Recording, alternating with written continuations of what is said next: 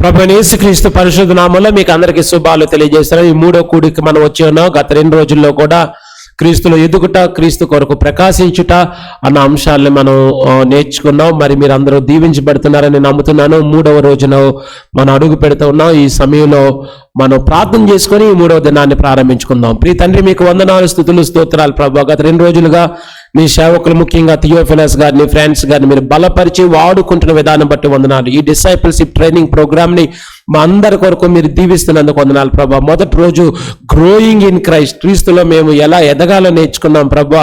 అట్లాగే glowing in Christ, 2వ రోజు ఎలాగ క్రీస్తు కొరకు ప్రకాశించాలో మేము నేర్చుకున్నాం ప్రభా.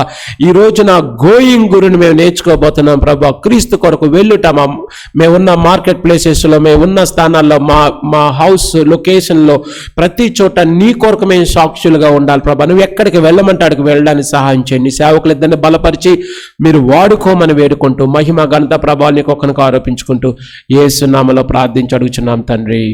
ఆమేన్, ఆమేన్, ఆమేన్.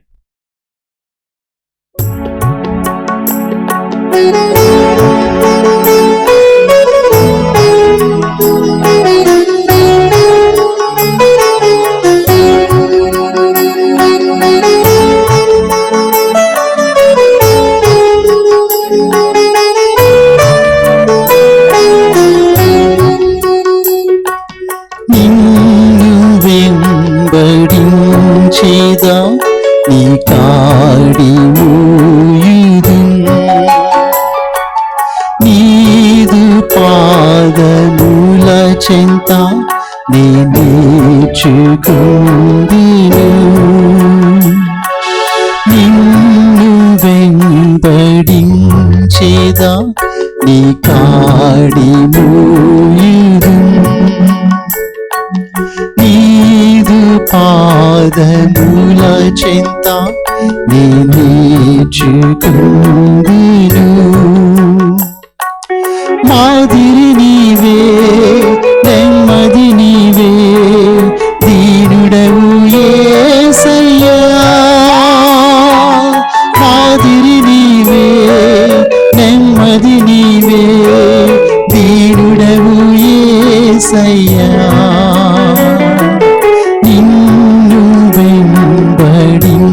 చేదా నీ కాడి మూయుదు, నీదు పాదముల చెంత నీ నేర్చుకుందును.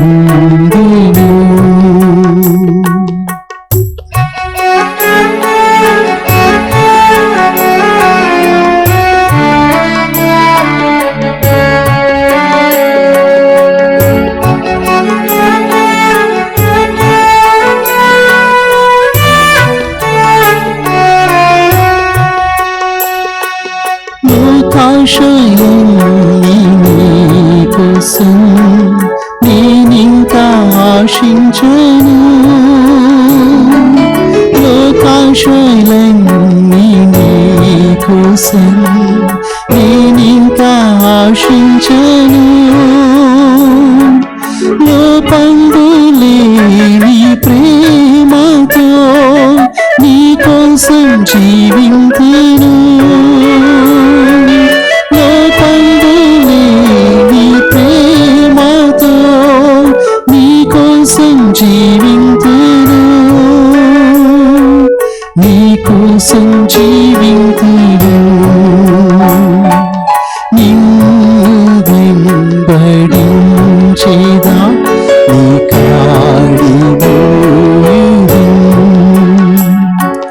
నీదు పాదముల చెంత నీ నేర్చుకుందును.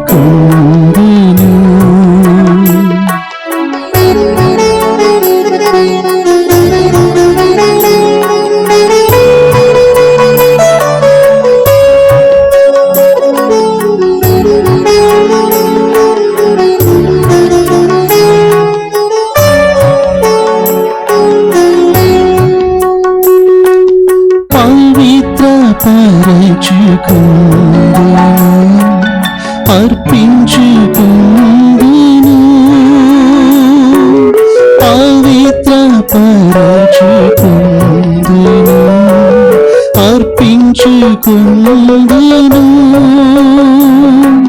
కష్టాలు శ్రమలు రేగినా నిన్ను వీడిపోనయ్యా. కష్టాలు శ్రమలు రేగినా నిన్ను వీడిపోనయ్యా. నిన్ను వీడిపోనయ్యా. నిన్ను వెంబడించేదా నీ కాడి మోయుదు. నీదు పాదముల చింత నేను చూపును. నిన్ను వెంబడించేదా నీ కాడి మోయుదు. నీదు పాదముల చింత నీనే చూపును. మాదిరి నీవే, నెమ్మది నీవే, దీనుడవు యేసయ్యా. మాదిరి నీవే, నెమ్మది నీవే, దీనుడవు యేసయ్యా. నిన్ను వెంబడించేదా నీ కాడి మోయుదు. నీదు పాదముల చెంత నేనే చూపును.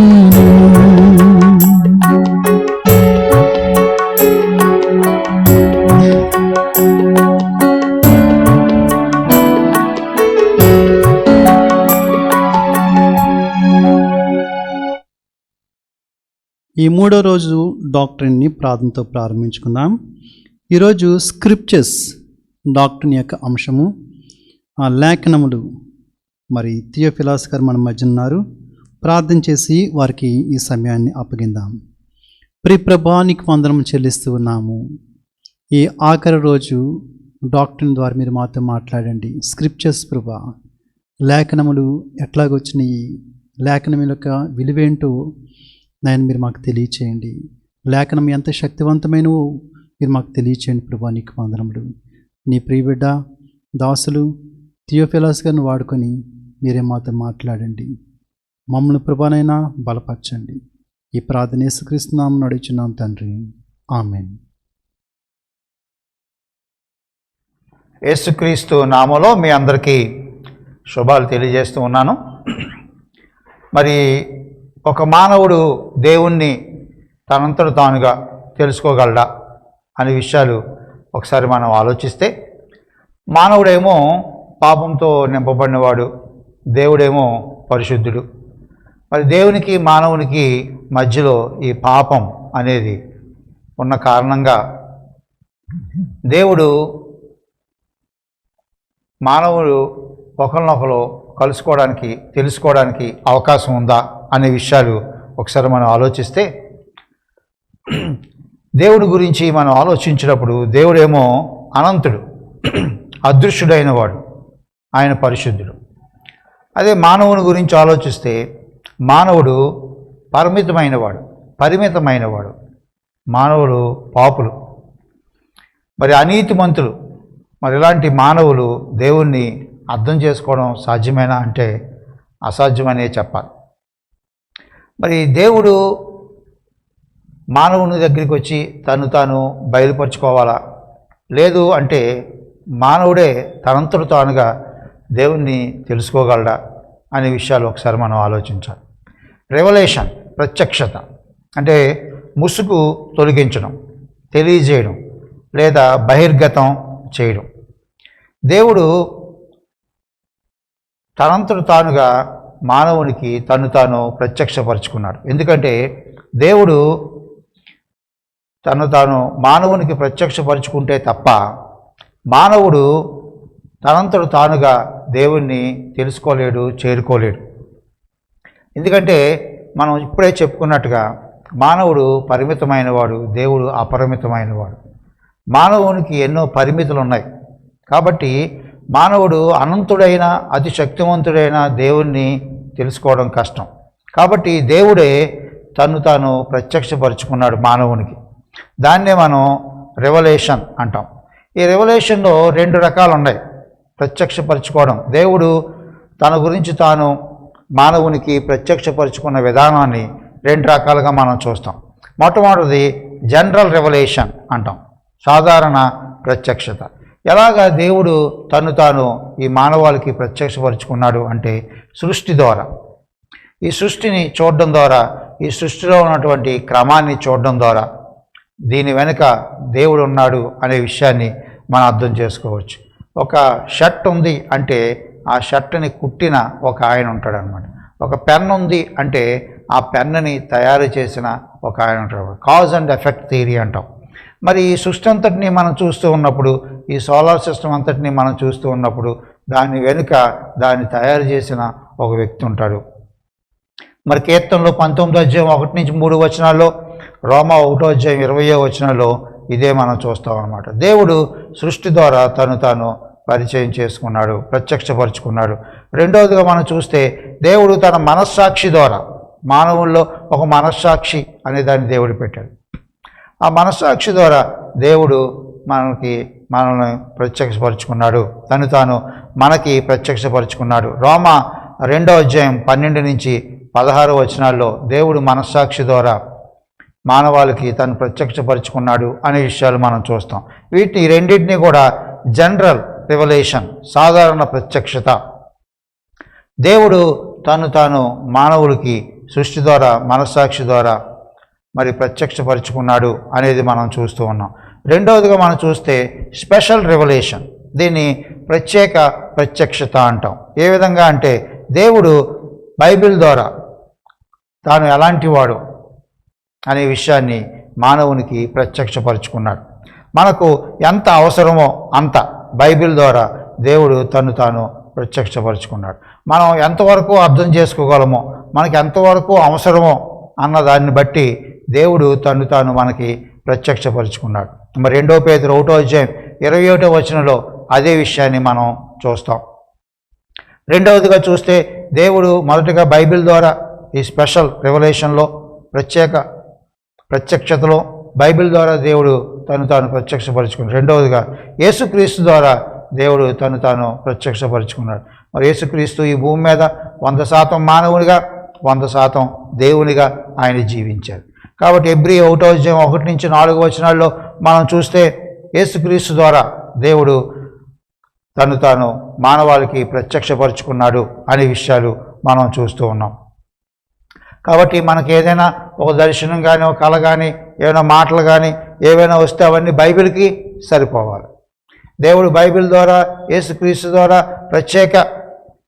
ప్రత్యక్షతను దేవుడు మనకిచ్చాడు. కాబట్టి ఎంతవరకు మనకు అవసరమో అంతవరకు బైబిల్ ద్వారా తను తాను ప్రత్యక్షపరుచుకున్నాడు. కాబట్టి ఇంక ఎక్స్ట్రాగా ప్రత్యక్షత అనేవి ఇంకా అవసరం లేవు. ఎవరికైనా ఏదైనా ప్రత్యక్షత వచ్చింది అంటే అది బైబిల్కు సరిపోయి ఉండాలి. అలా అయితేనే దానిని మనం అంగీకరించుకోవాలి. కాబట్టి దేవుడు తను స్పెషల్ రెవల్యూషన్ అయినటువంటి బైబిల్ ద్వారా ఏవైతే ప్రత్యక్షపరుచుకున్నాడో ఆ పరిశుద్ధ లేఖనాల గురించి ఇప్పుడు మనం కొన్ని విషయాలు మనం తెలుసుకుందాం. కాబట్టి పరిశుద్ధ లేఖనాల యొక్క డాక్ట్రిన్, సిద్ధాంతాన్ని, హోలీ స్క్రిప్చర్స్ డాక్ట్రిన్ ఒకసారి మనం చూద్దాం. మరి బైబిల్ యొక్క ప్రత్యేకత మనం చూసినప్పుడు uniqueness of the Bible. Bible అనే ఇంగ్లీష్ పదం బిబిలిగో అనే గ్రీకు పదం నుంచి వచ్చిందనమాట. బిబిలిగో అంటే బుక్ అని అర్థం అనమాట.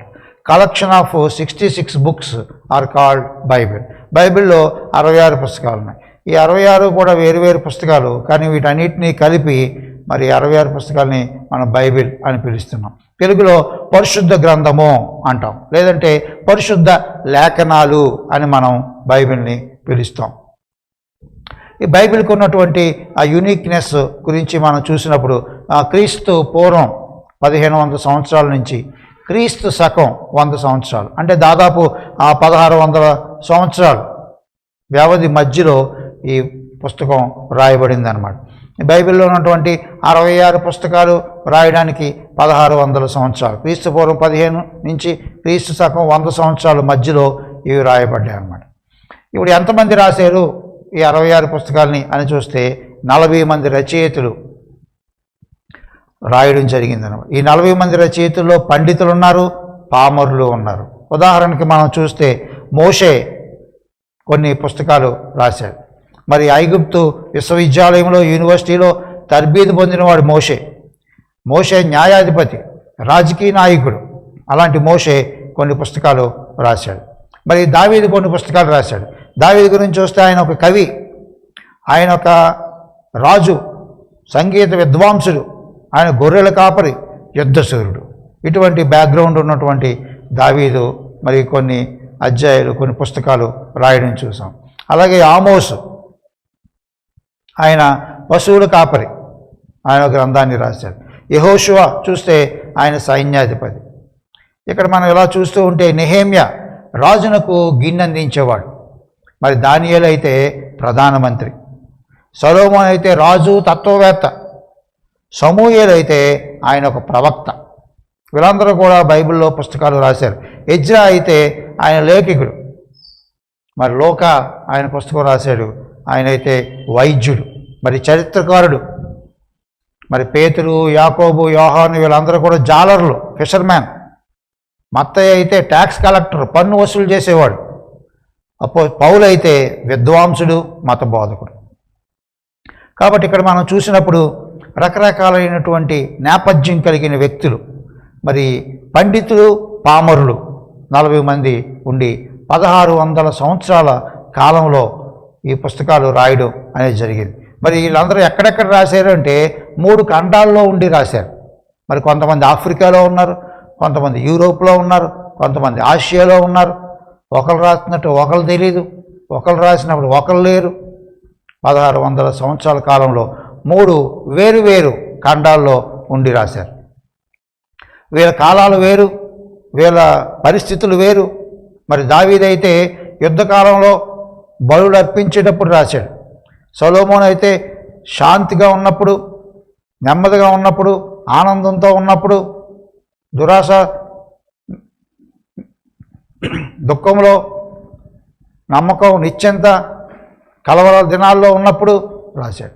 కాబట్టి వీళ్ళందరి యొక్క బ్యాక్గ్రౌండ్లు వేరు. ఒకరు సింహాసనంలో ఉన్నప్పుడు రాశారు, ఒకరు అరణ్యంలో ఉన్నప్పుడు రాశారు. కాబట్టి వేరు వేరు వ్యక్తులు రాయడం జరిగింది, వేరు వేరు బ్యాక్గ్రౌండ్లో ఉన్న వ్యక్తులు రాయడం జరిగింది. ఇవి 66 పుస్తకాలు కూడా, బైబిల్లో ఉన్న 66 పుస్తకాలు కూడా 3 భాషల్లో రాయడం జరిగింది. మరి ఓల్డ్ టెస్టమెంటు అంతా కూడా హెబ్రీ భాషలో, న్యూ టెస్టమెంట్ అంతా గ్రీక్ భాషలో, మధ్యలో కొన్ని అరామిక్ భాషలో రాయడం జరిగింది. కాబట్టి బైబిల్లో ఒరిజినల్గా రాసినప్పుడు హెబ్రీ, గ్రీక్, అరామిక్ భాషల్లో బైబిల్ రాయడం జరిగింది. మరి వేటి మీద వీటిని రాయడం జరిగింది అని చూస్తే మట్టి పలకల మీద రాశారు, అలాగే రాతి పలకల మీద రాశారు, జంతు చర్మం మీద రాశారు. మరి నైలు నది ఉంది, ఆ నైలు నది ప్రాంతంలో ఆ రెల్లు అక్కడ పొడుగ్గా ఉంటాయన్నమాట, వాటిని పాపిరస్ అంటారు. వాటిని ఎండబెట్టి వాటి మీద రాశారు. వెల్లుం అంటే కోడి అలా చర్మం ఉంటుందన్నమాట, అలాంటి వాటి మీద రాశారు. మరి దేన్ని ఉపయోగించి రాశారు అంటే ఆ ఊలిని ఉపయోగించి రాశారు, లోహ గంటం ఉపయోగించి రాశారు, మరి కొన్ని కలం, కొన్ని సిర వాటిని ఉపయోగించి రాశారు అన్నమాట. గ్రంథపు చుట్టలో నన్ను గురించి రాయబడినట్టుగా నేను వచ్చాను అని యేసుప్రభు ఆ గ్రంథపు చుట్టలోంచి చదివారన్నమాట. యేసుప్రభు ఈ భూమి మీద జీవించిన ఆ కాలంలో మొదటి శతాబ్దంలో గ్రంథపు చుట్టలు ఉండేవన్నమాట, వాటిల్లో ఇవి రాశారన్నమాట. వీటిని మరి భద్రపరిచారన్నమాట. ఈ బైబిల్లో ఉన్న 66 పుస్తకాల్లో ఎటువంటి వెరైటీ ఆఫ్ లిటరేచర్ ఉంది అని కనుక మనం చూస్తే పోయిట్రీ ఉందన్నమాట, పద్యభాగం ఉంది, మరి హిస్టరీ ఉంది, హిస్టారికల్ నెరేటివ్ హిస్టరీ ఉంది, మరి సాంగ్స్ ఉన్నాయి, బయోగ్రఫీ ఉంది, ఆటోబయోగ్రఫీ ఉంది. ఎవరి గురించి వాళ్ళే రాసుకున్నారు, ఇంకొకరి గురించి వేరే వ్యక్తులు రాశారు. లా ఉంది, మరి అలాగే ప్రాఫెసీ ప్రవచనం ఉంది, అలాగే పారబుల్స్ ఉన్నాయి. కాబట్టి బైబిల్లో 66 పుస్తకాలు ఒకే వెరైటీ కాదనమాట, different types of variety of లిటరేచర్ని అక్కడ మనం చూస్తాం అన్నమాట. మరి బైబిల్లో 66 పుస్తకాలు ఉన్నా 1 స్టోరీ ఉందన్నమాట. మరి 1600 సంవత్సరాల సమయం పట్టినా, 40 మంది వ్యక్తులు రాసినా, వేరువేరు ఖండాల్లో వేరువేరు బ్యాక్గ్రౌండ్లో ఉన్న వ్యక్తులు రాసిన మొత్తం 66 పుస్తకాలకి ఒకే స్టోరీ ఉందన్నమాట. మరి యూనిటీ చూస్తే థీమ్ అంతా ఒకటే యూనిటీగా ఉందన్నమాట. అంతా కూడా జీసస్ క్రైస్ట్ కాన్సెప్ట్గా చెప్తూ ఉందన్నమాట. మరి 1600 సంవత్సరాల కాలంలో వేరువేరు బ్యాక్గ్రౌండ్లో ఉన్న వ్యక్తులు, వేరువేరు ఖండాల్లో ఉన్న వ్యక్తులు రాసిన దీంట్లో కాంట్రడిక్షన్స్, ఒకదానికొకటి ఖండించే విధంగా ఏమీ లేవు అన్నమాట. మరి బైబిల్లో చూస్తే 10,000 సంఘటనలు ఉన్నాయన్నమాట. 10,000 సంఘటనలు ఉన్నాయి. అయినప్పటికీ ఒకటే ఆధారం రాస్తే ఎలా ఉంటుందో అలాగే రాయడం జరిగిందనమాట. ఒక ఆధారం ఉంటే బుక్ అంతా ఎలాగ ఒకే థీమ్తో ఉంటుందో అదే విధంగా ఈ బుక్లు రాయడం జరిగిందనమాట. మరి 2 పేతురు 1:21 మనం చూస్తే Holi man of God spoke as they were moved by the spirit of God అని మనం చూస్తాం అన్నమాట. కాబట్టి ఒకే ఆధారం, ఇక్కడ డ్యూయల్ ఆధార్షిప్ని మనం చూస్తాం అన్నమాట. బైబిల్లో మరి జీసస్ క్రైస్ట్ గురించిన ప్రవచనాలు మరి ఓల్డ్ టెస్టిమెంట్లో కూడా మనం చూస్తాం అన్నమాట. మరి ఆదికాండం 3:15 యేసుక్రీస్తు గురించి స్త్రీ సంతానంగా చెప్పబడింది అనమాట. నీకును స్త్రీకును నీ సంతానముకును ఆమె సంతానముకును వైరం కలుగజేసాను అని. మరి ఎప్పుడైతే ఆదాము పాపం చేశారో వాళ్ళని విమోచించడానికి దేవుడు ఒక మార్గాన్ని ఏర్పాటు చేశాడు. ఆదికాండం 3:15 అంటే మరి క్రీస్తు పూర్వం 4000 సంవత్సరాల్లో జరిగింది అది. అక్కడ యేసుక్రీస్తు గురించిన ప్రవచనాలు ఉన్నాయి. అలాగే 700 సంవత్సరాలు BC 700 సంవత్సరంలో యెషయా 7:14 ఇదిగో కన్యక గర్భవతి కుమారుని కంటది అని.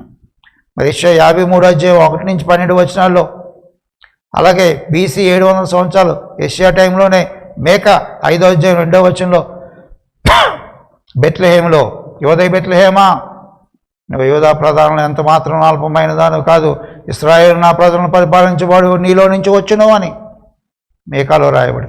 మలాకీలో 430-420 BCలో మలాకీ 3:1 కూడా రాయబడి. ఈ విధంగా యేసుక్రీస్తు గురించినటువంటి ప్రవచనాలు న్యూ టెస్టిమెంట్లో ఏవైతే నెరవేరాయో అవన్నీ కూడా ఆ ప్రవచనాలు ఓల్డ్ టెస్టిమెంట్లో మరి దేవుడు ముందుగానే రాయించడం, అవి న్యూ టెస్టిమెంట్లో నెరవేరడం అనేవి మనం చూస్తున్నాం అన్నమాట. మరి బైబిల్ ఇప్పటి వరకు 554 భాషల్లోకి కంప్లీట్గా ట్రాన్స్లేట్ చేయడం జరిగిందనమాట. మరి 2932 భాషల్లోకి బైబిల్లో ఏదో కొంత పోర్షన్ ట్రాన్స్లేట్ జరిగిందనమాట. మరి యోహాను సువార్త 3:16 దేవుడు లోకం ఎంతో ప్రేమించను కాగా ఆయన తన అద్వితీయ కుమారునిగా పుట్టిన వాడిని విశ్వాసించి ప్రతి వాడిను నశింపక నిత్యజీవం పొందినట్లు దేవుడు ఆయన అనుగ్రహించను అనే వాక్యం అయితే ప్రపంచంలో ఎన్ని భాషలు అయితే ఉన్నాయో అన్ని భాషల్లోకి తర్జుమా చేశారు. మరి ఇంగ్లీష్ బైబిల్ని విలియం టిండేల్ 1526-1536 మధ్యలో ఆయన ట్రాన్స్లేట్ చేశాడు ఒరిజినల్ భాషల్లోంచి. ఆయన ఆ తర్వాత హతసాక్షి అయిపోయాడు. మరి తెలుగులో చూస్తే 1732లో గల్జన్ ఆయన, మరి 1805లో విలియం కేరీ, మరి న్యూ టెస్టిమెంట్ని 1818లో ఆయన ముగించాడు. తెలుగు బైబిల్ని అనువదించారు. 1805లో కొత్త నిబంధన తయారు చేస్తే 1812లో ప్రెస్లో అది కాలిపోయింది. అప్పుడు మళ్ళీ దాన్ని రెండోసారి ట్రాన్స్లేట్ చేశారు. 1818లో కొత్త నిబంధన వచ్చింది. 1821లో పాత నిబంధనలో ఉన్న మొట్టమొదటి 5 గ్రంథాలు పంచకాండాలు వాటిని ట్రాన్స్లేట్ చేయడం జరిగింది. 1857లో తొలి బైబిల్ సంపూర్ణ ముద్రత జరిగింది. మరి 1911లో అందరికీ ఆమోదం పొందినటువంటి బైబిల్ ఏర్పడింది. ఈ విధంగా బైబిల్ ప్రపంచంలో ఎన్నో భాషల్లో మరి ముద్రించడం, దాన్ని తర్జుమా చేయడం, ట్రాన్స్లేషన్ చేయడం జరిగింది. మరి బైబిల్ ఎన్నో ఆటుపోట్లకు తట్టుకుంది. మరి 303 ADలో ఆ రోమన్ ఎఫైర్ అని ఆయన అన్నాడంటే బైబిల్ని లేకుండా చేస్తాను అని చెప్పాడు. నో క్రైస్ట్ నో బైబిల్ అన్నాడు. కానీ కాన్స్టంటైన్ నోబెల్ చక్రవర్తి యేసుక్రీస్తుని తమ సొంత రక్షణగా అంగీకరించాడు, రోమన్ చక్రవర్తి. మరి వాల్టర్ ఫ్రాన్స్ అనే నాస్తికుడు 100వ సంవత్సరం వచ్చేటడికి బైబిల్ని ఎవరో చదవరో బైబిల్ నాశనం అయిపోద్ది అని చెప్పాడు. కానీ ఈరోజు వరకు బైబిల్ అనేక భాషల్లో ముద్రితం అవుతూనే ఉంది. మరి బైబిల్ సొసైటీ అనే ప్రెస్ స్టార్ట్ అయింది. బైబిల్ హౌస్ అనేది ప్రారంభించబడింది. మరి జోసెఫ్ స్టాలిన్ బైబిల్ లేకుండా చేశాడు అనే పేరు పొందాడు. కానీ రష్యాలో ఇప్పటికీ క్రిస్టియానిటీ ఉంది. మరి రష్యాలో కమ్యూనిజం పతనం అయిపోయినప్పుడు 36% క్రిస్టియన్స్, 35% కమ్యూనిస్టులు ఉన్నారు. కమ్యూనిస్టుల దేశంగా అది పరిగణించబడింది. బైబిల్ని అక్కడ నిషేధించారు, బైబిల్ చదవడానికి లేదు. కానీ అక్కడ కూడా బైబిల్ కొనసాగుతూనే ఉంది. మరి బైబిల్ ఎన్నో ఆటుపోట్లు తట్టుకుని అది ఇప్పటికీ అలా నిలబడే ఉంది. మరి బైబిల్ ఎలా రాయడం జరిగింది అనేది మనం చూద్దాం. 2 తిమోతి 3వ అధ్యాయం 16-17 వచనాల్లో బైబిల్ ఏ విధంగా రాయబడింది అనేది ఇక్కడ మనం చెప్పబడుతుంది. దేవుని యొక్క దైవావేశం వల్ల వచ్చింది అని చూస్తున్నాం. గాడ్ బ్రీత్డ్ అంటాం. దేవుని యొక్క దైవావేశం వల్ల అంటే దేవుడు లేదా దేవుని ఆత్మ ప్రేరేపిస్తూ ఉండగా మానవ రచయితలు రాశారు. అందుకే బైబిల్కి డ్యూయల్ ఆథర్షిప్ ఉంది. దేవుడు ఆదరే, మానవుడు ఆదరే. Dual authorship. దేవుడు లేదా దేవుని ఆత్మ ప్రేరేపిస్తూ ఉండగా మానవ రచయితలు రాశారు. మరి మానవ రచయితల యొక్క మనస్సు ఎరిగి జ్ఞాపక శక్తి పొరపాటు లేకుండా ఆలోచన సమయోచితమైన పదజాలాన్ని రచయితలకు దేవుడు అందించాడు.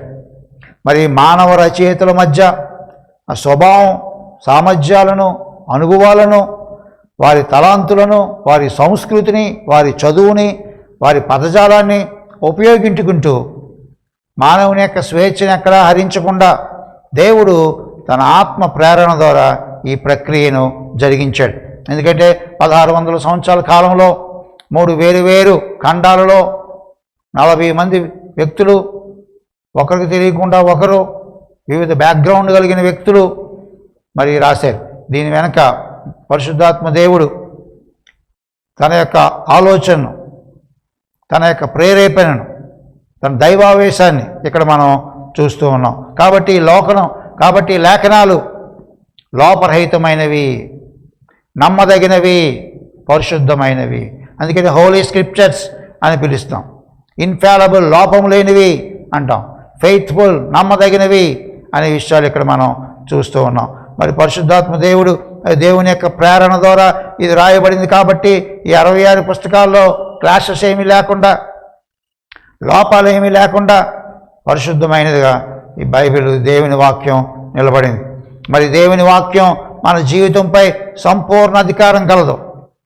దేవుని వాక్యానికి మన జీవితం మీద సంపూర్ణ అధికారం ఉంది అనే విషయాన్ని మనం అర్థం చేసుకోవాలి. మన ఫెయిత్ అండ్ కాండక్ట్ మీద దేవుని వాక్యానికి అధికారం ఉంది. దేవుని వాక్యం చేయమంటే చెయ్యాలి, మానేయమంటే మానేయాలి. ఎందుకంటే మన జీవితం మీద దేవుని వాక్యానికి సంపూర్ణ అధికారం ఉంది. మరి వెలిగింపు, ఇల్యూమినేషన్ అనే దాన్ని మనం చూద్దాం. కీర్తనలో 119:18 వచనంలో చదివితే దేవుని వాక్యం చదువుతున్నప్పుడు అది మనకి వెలిగింపునిస్తుంది అని చెప్పబడుతుంది. కాబట్టి దేవుని వాక్యాన్ని చదువుతూ ఉన్నప్పుడు వ్యక్తిగతంగా నేను అనేక సార్లు వెలిగించబడ్డాను. కొన్ని పదాలు లేదా కొన్ని వచనాలు అవి మనస్సుని వెలిగిస్తాయి. మరి ఒక పేపర్ చదవడం వేరు, దేవుని వాక్యాన్ని చదవడం వేరు. దేవుని వాక్యాన్ని మనం చదువుతున్నప్పుడు ఆ వాక్యమైన దేవుడు ఆ వాక్యంలో నుంచి మనతో మాట్లాడతాడు. మనం సరి చేసుకోవలసినవి, మనం చేయవలసినవి, చేయకూడనివి దేవుడు మనకి తెలియజేస్తాడు. దీన్ని వెలిగింపు అంటాం. ఇల్యూమినేషన్, దేవుని వాక్యానికి ఉన్న ప్రత్యక్షత. వాక్యమైన దేవుడు ఆదియందు వాక్యం ఉండెను, వాక్యము దేవుని యొద్ద ఉండెను. వాక్యమైన దేవుడు శరీరధారిగా మన మధ్య వసించాడు. కాబట్టి దేవుని వాక్యాన్ని చదువుతున్నప్పుడు మనం వెలిగించబడతాం. మరి దేవుని వాక్కు వివరించడానికి బైబిల్లో 7 గుర్తుల్ని ఉపయోగించడం జరిగింది. దేవుని వాక్కు వివరించడానికి ఉపయోగించినటువంటి 7 గుర్తుల్ని మనం ఒకసారి చూద్దాం. మొట్టమొదటిగా కత్తి. హెబ్రీ 4వ అధ్యాయం 12వ వచనంలో చూస్తే వినేవారిని ఒప్పింప చేయగల పదునైన కత్తి. దేవుని వాక్యము కత్తితో, ఖడ్గంతో పోల్చడం జరిగింది. ఆయన 2 అంచులు కలిగిన వాక్యం అది. మరి వినేవారిని, చెప్పేవారిని ఇద్దరిని కూడా సరిచేస్తుంది, ఖండిస్తుంది, దిద్దుతుంది. దేవుని వాక్యాన్ని కత్తితో మరి పోల్చడాన్ని మనం చూస్తున్నాం. దేవుని వాక్యం వివరించడానికి 7 గుర్తులు ఉపయోగించడం జరిగింది. దాంట్లో కత్తి ఒకటి. రెండవదిగా చూస్తే సుత్తి. ఇర్మియా 23:29 వచనంలో చూస్తే బండలను బద్దలు కొట్టు, సుత్తి వంటిది కాదా నా వాక్యము అని ఉంది. కాబట్టి దేవుని వాక్యం సుత్తి వంటిది. అది మానవుల హృదయాన్ని అది సరి చేస్తుంది, బద్దలు చేస్తుంది. మరి రాతి గుండెను తీసివేసి దేవుడు మాంసపు గుండెను ఇస్తాడు. దేవుని వాక్యం సుత్తితో పోల్చడం జరిగింది. మరి దేవుని వాక్యం మూడవది విత్తనం. 1 పేతురు 1:23 మనం చూస్తే దేవుని వాక్యం విత్తనంతో పోల్చడం జరిగింది. మరి ఒక విత్తనం వేసినప్పుడు అది ఫలించి అభివృద్ధి చెందుతుంది. మరి దేవుడు ఉపమానం చెప్పారు, విత్తనాల గురించిన ఉపమానం. కాబట్టి దేవుని వాక్యం విత్తనంతో పోల్చడం జరిగింది. మరి 4వదిగా చూస్తే అద్దం. యాకోబు 1:23-25 చూస్తే దేవుని వాక్యం అద్దం వంటిది. మరి ఒక అద్దం ముందు మనం నిలబడినప్పుడు మన యొక్క బాహ్య స్వరూపం కనబడుతుంది. అలాగే దేవుని వాక్యం ముందు నిలబడినప్పుడు, దేవుని వాక్యంతో మన జీవితాన్ని సరి చేసుకున్నప్పుడు మనం ఏం చేయాలి, ఎలా చేయాలి, ఏమి సరిదిద్దుకోవాలి అనే విషయాన్ని మనకి దేవుడు తెలియజేస్తాడు. మన అంతరంగాన్ని దేవుడు మనకి తెలియజేస్తాడు. దేవుని వాక్యం అద్దం వంటిది. కాబట్టి అద్దాన్ని దేవుడు తర్వాత చూస్తే దీపం. కీర్తనలో 119-105 మనం చూస్తే దేవుని వాక్యము దీపంతో పోల్చడం జరిగింది. మరి ఎలాగైతే దీపం అనేక మందికి వెలిగిస్తుందో, దేవుని వాక్యం మన పాదములకు దీపము, మన త్రోవకు వెలుగై ఉన్నది. కాబట్టి దేవుని వాక్యం దీపం ద్వారా పోల్చున్నది. తర్వాత అగ్ని. ఇర్మియా 23:29, 29 చూస్తే దేవుని వాక్యం అక్కడ అగ్నితో పోల్చి చెప్పడం జరిగింది. కాబట్టి దేవుని వాక్యం. తర్వాత ఆహారం. 1 పేతురు 2:2 చూస్తే ఆహారంతో పోల్చడం జరిగింది. కాబట్టి మనం ఈ విషయాలు దేవుని వాక్యం గురించి మనం చూస్తూ ఉన్నాం. Why should we read the Bible? మనం దేవుని వాక్యాన్ని ఎందుకు చదవాలి అనే దాన్ని మనం చూస్తే దేవుణ్ణి అర్థం చేసుకోవడానికి. దేవుణ్ణి మనం అర్థం చేసుకోవాలంటే దేవుని వాక్యాన్ని మనం చదవాలి. మరి పాపం చేయకుండా ఉండడానికి దేవుని వాక్యాన్ని చదవాలి. మరి కీర్తనలో 119:1 మనం చూస్తే మరి నీ వాక్యమును నా హృదయంలో ఉంచుకోవడం ద్వారా మనం పాపం చేయకుండా ఉంటాం అని అక్కడ మనం చదువుతాం. నేను పాపం చేయకున్నట్లు నా హృదయంలో నీ వాక్యం ఉంచుకొని ఉన్నాను. కాబట్టి దేవుని వాక్యాన్ని అర్థం చేసుకోవడానికి ఈ బైబిల్ని మనం చదవాలి. పాపం చేయకుండా ఉండడానికి దేవుని వాక్యాన్ని చదవాలి. మన 119 కీర్తన 10 మంచి మార్గంలో నడుచుకోవడానికి దేవుని వాక్యాన్ని మనం చదవాలి. అలాగే 119 కీర్తన 50 బాధల్లో నెమ్మది కలిగిస్తుంది. నీ వాక్యము నా బాధల్లో నాకు నెమ్మది కలిగించింది అని అక్కడ కీర్తనాకారుడు చెప్తున్నాడు. కాబట్టి ఈ లోకంలో మనం జీవిస్తూ ఉన్నప్పుడు, రకరకాలైన బాధలు గుండా వెళ్తూ ఉన్నప్పుడు, ఆ బాధలలో నెమ్మదిని కలిగించడానికి దేవుని వాక్యం మనల్ని ఆదరిస్తుంది. అదేవిధంగా కీర్తన 19:7 చూస్తే జ్ఞానం సంపాదించడానికి అని. కాబట్టి దేవుని వాక్యాన్ని మనం చదవాలి. మరి ఎన్నో ఆటుపోట్లు తట్టుకుని నిలబడి దేవుని పరిశుద్ధ గ్రంథంగా ఈరోజు మన భాషలో మరి మనకు అందుబాటులో ఉంది. కాబట్టి దేవుని వాక్యాన్ని చదవవలసిన అవసరం ఉంది అనే విషయాన్ని మనం చూస్తూ ఉన్నాం. మరి అన్వయింపు మనం చూస్తే, అప్లికేషన్ మనం చూస్తే కీర్తనలో 119వ అధ్యాయాన్ని మనం చదివితే ప్రతిరోజు బైబిల్ చదవడం. మరి 119వ కీర్తనలో దేవుడు ఎన్నో అమూల్యమైన విషయాలు బైబిల్లో ఉన్న అన్ని గ్రంథాల్లో, మరి 66 పుస్తకాల్లో దేవుడు ఆ విషయాల్ని మనకు తెలియజేస్తూ ఉన్నాడు. కాబట్టి ప్రతిరోజు దేవుని వాక్యాన్ని చదవడం ద్వారా మరి మనల్ని మనం పరీక్షించుకోవడానికి, మనం బోధించడానికి. ఎజ్రా 7:10 చూస్తే పఠించు, బోధించు అని అంటున్నాడు. కాబట్టి ప్రతిరోజు దేవుని వాక్యాన్ని మనం పఠించాలి, దేవుని వాక్యాన్ని మనం బోధించాలి. మరి కీర్తన 1:2 చూస్తే దేవరాత్రులు దాన్ని ధ్యానించేవాడు ధన్యుడు. దేవుని వాక్యాన్ని ధ్యానించాలి. అంత మాత్రమే కాదు, దేవుని వాక్యానికి విధేయత చూపించాలి. విధేయతతో దేవుని వాక్యాన్ని మనం అన్వయించుకోవాలి, నడుచుకోవాలి. కీర్తన 119:9 మనం అదే చూస్తూ ఉన్నాం. కాబట్టి దేవుని వాక్యానికి మనం లోబడదాం. మరి దేవుడు మనల్ని ప్రేమించి దేవుని వాక్యాన్ని మనకి ఇచ్చాడు. Bible will keep you from sin are sin will keep you from the Bible అని డిఎల్ మోడీ గారు అన్నారు. కాబట్టి దేవుని వాక్యాన్ని చదవడం ద్వారా మరి పాపానికి దూరంగా ఉండడానికి, మన పరిస్థితిని మనం తెలుసుకోవడానికి, దేవుడు మన పట్ల ఎలాంటి ఉద్దేశాన్ని కలిగి ఉన్నాడో ఆ ఉద్దేశాన్ని తెలుసుకోవడానికి, దేవుని గురించి తెలుసుకోవడానికి, మరి రాబోయే సంగతుల పట్ల అవగాహన కలిగి ఉండడానికి దేవుని వాక్యం మనకు ఉపయోగపడుతుంది. కాబట్టి మనం ఖచ్చితంగా ప్రతిరోజు దేవుని వాక్యాన్ని చదువుదాం. మరి 1600 సంవత్సరాల కాలంలో 40 మంది వేరు వ్యక్తులు 3 వేరు ఖండాల్లో 3 భాషల్లో రాయబడిన ఈ వాక్యం ఈరోజు మనకి అందుబాటులో ఉంది. కాబట్టి దేవుని వాక్యాన్ని మనం చదువుదాం. దేవుని వాక్యాన్ని ప్రతిరోజు చదివి దాన్ని ధ్యానించడం ద్వారా దేవునిలో మనం బలపడదాం. కాబట్టి దేవుని వాక్యాన్ని మనం అలా దాచుకోకుండా ప్రతిరోజు మరి దేవుని వాక్యాన్ని మనం చదువుదాం. దేవుడు మరి తన ప్రత్యక్షతను జనరల్ అండ్ స్పెషల్ రెవల్యూషన్ ద్వారా దేవుడు మనకి తాను ప్రత్యక్షపరుచుకున్నాడు. కాబట్టి స్పెషల్ రెవల్యూషన్ ద్వారా మనకి ప్రత్యక్ష ద్వారా మనకి అందుబాటులో ఉన్నటువంటి దేవుని వాక్యాన్ని మనం చదువుతాం. ఎందుకంటే అది మనకి ఎంతవరకు అవసరమో, దేవుడు తాను ఎంతవరకు మనం ప్రత్యక్షపరచుకోవాల్సిన అవసరం ఉందో అంతవరకు బైబిల్ ద్వారా దేవుడు మనకి తాను ప్రత్యక్షపరుచుకున్నాడు. కాబట్టి దేవుని గురించి తెలుసుకుంటూ, మన గురించి మనం తెలుసుకుంటూ, మరి దేవుని వాక్యాన్ని చదువుతూ, మరి దేవునిలో బలపడి, మరి ప్రతిరోజు పరిశుద్ధంగా జీవిస్తూ అంతం వరకు నమ్మకంగా ఉండడానికి దేవుడు మనకు సహాయం చేయాలని కోరుకుంటూ నేను ముగిస్తూ ఉన్నాను. చిన్న ప్రార్థన చేసుకుని మనం ముగిందాం. ప్రేమగల తండ్రి, కృపగల మా ప్రభువా, మరి నీవిచ్చిన పరిశుద్ధ లేఖనాలను బట్టి నీకు వందనాలు తండ్రి.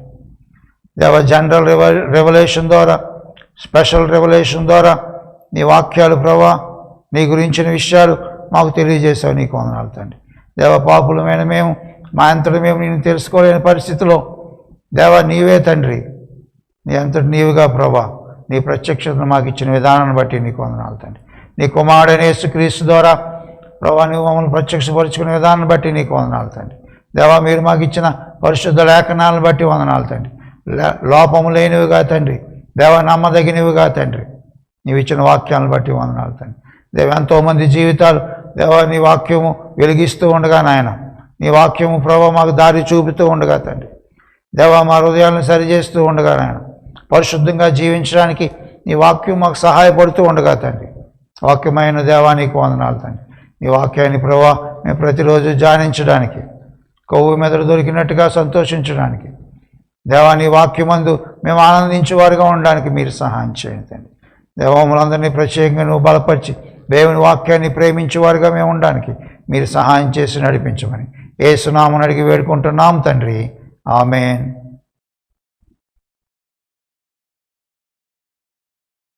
ఈ 3వ రోజు ప్రాక్టికల్ టాక్ అంశం పేరు building skills on personal evangelism. మరి వ్యక్తిగత సవాతీకరణ ఎట్లా చేయాలి, ఏ రకాలైన నైపుణ్యాలు దానికి కావాలి కనుక ప్రార్థనతో ఈ ప్రాక్టికల్ టాక్ను ప్రారంభించుకుందాము. మా ప్రియ పరలోకపు తండ్రి నీకు వందనములు. ఈ యొక్క ఆఖరి రోజు ప్రాక్టికల్ టాక్ ద్వారా మీరు మాతో మాట్లాడండి.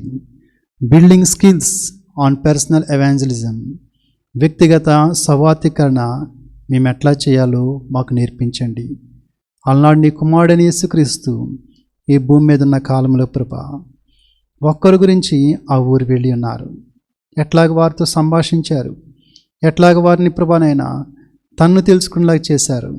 నైనా ఈరోజు మాకును కూడా ఆ విషయాలు నేర్పించండి. మీరు మాతో మాట్లాడండి. ఈ ప్రార్థన యేసుక్రీస్తు నామమున అడుగుచున్నాం తండ్రి. ఆమేన్. Praise the Lord. అందరు బాగున్నారు కదా? నిన్న మొన్న అలాగే ఈరోజు కూడా ఇక యూత్ డిసైపుల్స్షిప్ ప్రోగ్రాంలో దేవుని వాక్యాన్ని మీరు సమృద్ధిగా వింటూ ఉన్నారు. డాక్టర్ ఫ్రాన్సిస్ గారు, మిస్టర్ థియోఫిలస్ గారు ప్రాముఖ్యంగా డివోషన్స్ అండ్ డాక్ట్రిన్స్ టీచ్ చేస్తున్నారు. మిగిలినవి మన సహోదరులు సహాయపడుతూ ఉన్నారు. ఈ యొక్క 3 దినముల ప్రాముఖ్యమైన అంశము గ్రో గ్లో గో. గ్రో, దేవునిలో ఎలాగ ఎదగాలో శిష్యునిగా. గ్లో, దేవుని కొరకు లోకములు ఎలాగన ప్రకాశించాలో, గో అనేక స్థలాలకు వెళ్ళి సువార్త ఎలాగన ప్రకటించాలో, మన జీవితం ద్వారా ఎలాగన దేవునికి ఇష్టంగా నడుచుకుని ఇతరులను క్రీస్తు కొరకు ఆకర్షించాలో, ఒక సంపూర్ణమైన దేవునికి ఇష్టమైన శిష్యునిగా ఎలాగ మారాలో మనం నేర్చుకుంటా ఉన్నాం. ఈరోజు నేను కొద్ది నిమిషములు, maybe 20 minutes plus, personal evangelism అనే అంశంపై మనము తెలుసుకుందాం. పర్సనల్ ఎవాంజలిజం, వ్యక్తిగతమైన సువార్తీకరణ. దానికి ముందు అసలు ఎవాంజలిజం అంటే ఏమిటి? ఎవాంజలిజం అంటే ఎవాంజలైజింగ్, సువార్తీకరణ చేయుట. సువార్తీకరణ అంటే అందులో ఒక మాట ఉంది, సువార్త అనే మాట. ఎవాంజల్ అంటే సువార్త, అంటే గాస్పల్. సువార్త అంటే ఏమిటి? దేవుని వాక్యంలో మార్కు సువార్త 1:1 ఇలా రాసింది, దేవుని కుమారుడైన యేసు క్రీస్తు సువార్త అని రాయబడి ఉంది. అనగా సువార్త అంటే యేసు క్రీస్తును గూర్చిన వార్తే సువార్త. ఏమి ఆయన ఏం చేశాడు?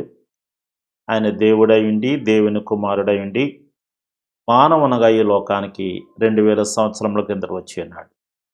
ఆయన వచ్చి మనందరి కొరకు సిలువలో మరణించి తిరిగి లేచాడు. మన కొరకు శిక్ష పొందాడు, రక్తము చిందించాడు, తానే బలైపోయినాడు.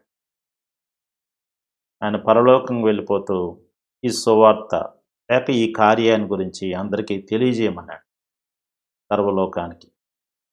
ఎవరైతే ఈ సువార్తను నమ్ముతారో, అంగీకరిస్తారో, వారు పాపములు క్షమించబడి వారు రక్షణ పొందుకుంటారు. అందుకొరకు సువార్త చాలా శక్తివంతమైనది. కొరింథీ పత్రికలో చూస్తాం కదా, సిలువను గూర్చిన వార్త. సువార్త అంటే సిలువను గూర్చిన వార్త. సిలువను గూర్చిన వార్త నశించిపోతున్న వారికి వెర్రితనంగా ఉంది, కానీ రక్షించబడుతున్న వారికి అది దేవుని శక్తి అయి ఉన్నది. ఈ సువార్త అందరిని రక్షించడానికి దేవుని శక్తి అని పౌలు రోమా 1:16 చెప్తాడు. 14, 15, 16 వచనాల్లో చూస్తే, సువార్తను గురించి నేను సిగ్గుపడేవాడిని కాను, నేను రుణపడి ఉన్నాను, నేను సిద్ధంగా ఉన్నానని చెప్తున్నాను. ఎందుకంటే ఈ సువార్త దేవుని శక్తి అయి ఉన్నది. యూదుడు కానీ అన్యుడు కానీ ఎవరైనా సరే రక్షించడానికి. కాబట్టి ఈ సువార్త చాలా ప్రాముఖ్యమైనది. ఈ సువార్తను ఇతరులకు చెప్పుటయే సువార్తీకరణ, ఎవాంజలిజం, ఎవాంజలైజేషన్ అంటాం. సరే, ఈ సువార్త ఇతరులకు ఎలాగైనా తెలియజేయాలి? 2 విధానాలు ఉన్నాయి. ఒకటి పర్సనల్ ఎవాంజలిజం, రెండవది మాస్ ఎవాంజలిజం. మాస్ ఎవాంజలిజం అంటే ఎక్కువ మందిని, ఒక 100 మందో, 500 మందో, 1000 మందో, కొన్ని క్రూసేడ్స్ అని జరుగుతుంటాయి, లక్షలు కూడా కూడుకున్న సభలు ఉంటాయి. అయితే అటువంటి వాటికి క్రైస్తవేతరులు తక్కువ మంది వస్తారు, బహు తక్కువ. వచ్చేదంతా క్రైస్తవులే, విన్నవారే మళ్ళా వింటారు. అయినప్పటికీ క్రైస్తవుల్లో కూడా ఈ సువార్త యొక్క సరైన గ్రాహ్యము లేనివారు, వారు మనసు పొందిన వారు ఉంటారు. కాబట్టి వారు కూడా రక్షణ పొంది మేలు పొందుకుంటారు ఈ మాస్ ఎవాంజలిజంలో. కానీ దానికి చాలా ప్రయాస, చాలా డబ్బు అవసరము, పనివారం అవసరము. కానీ అది కూడా తప్పేం కాదు, అలా కూడా జరుగుతున్నాయి.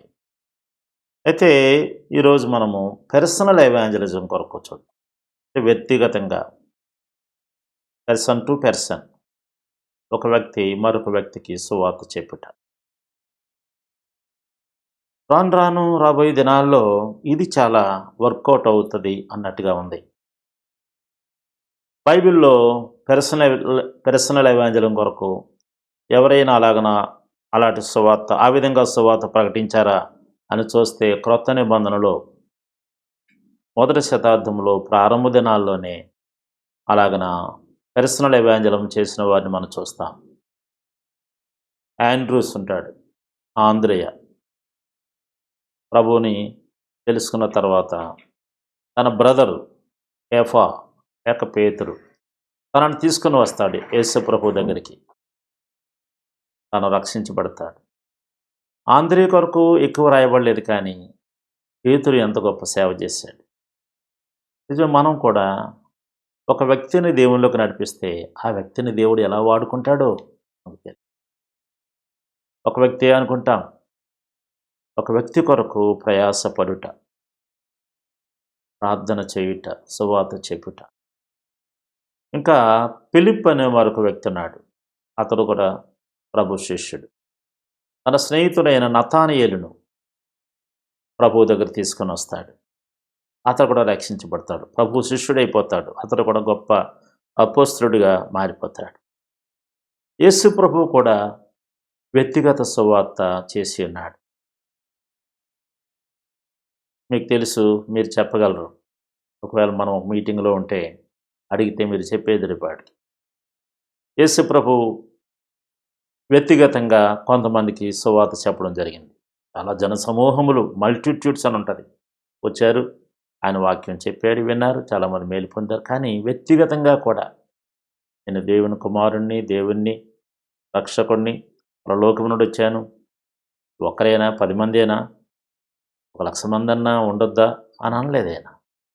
ప్రతి వ్యక్తి విషయంలో కూడా ఆయనకి భారం ఉన్నది, ప్రేమ ఉన్నది.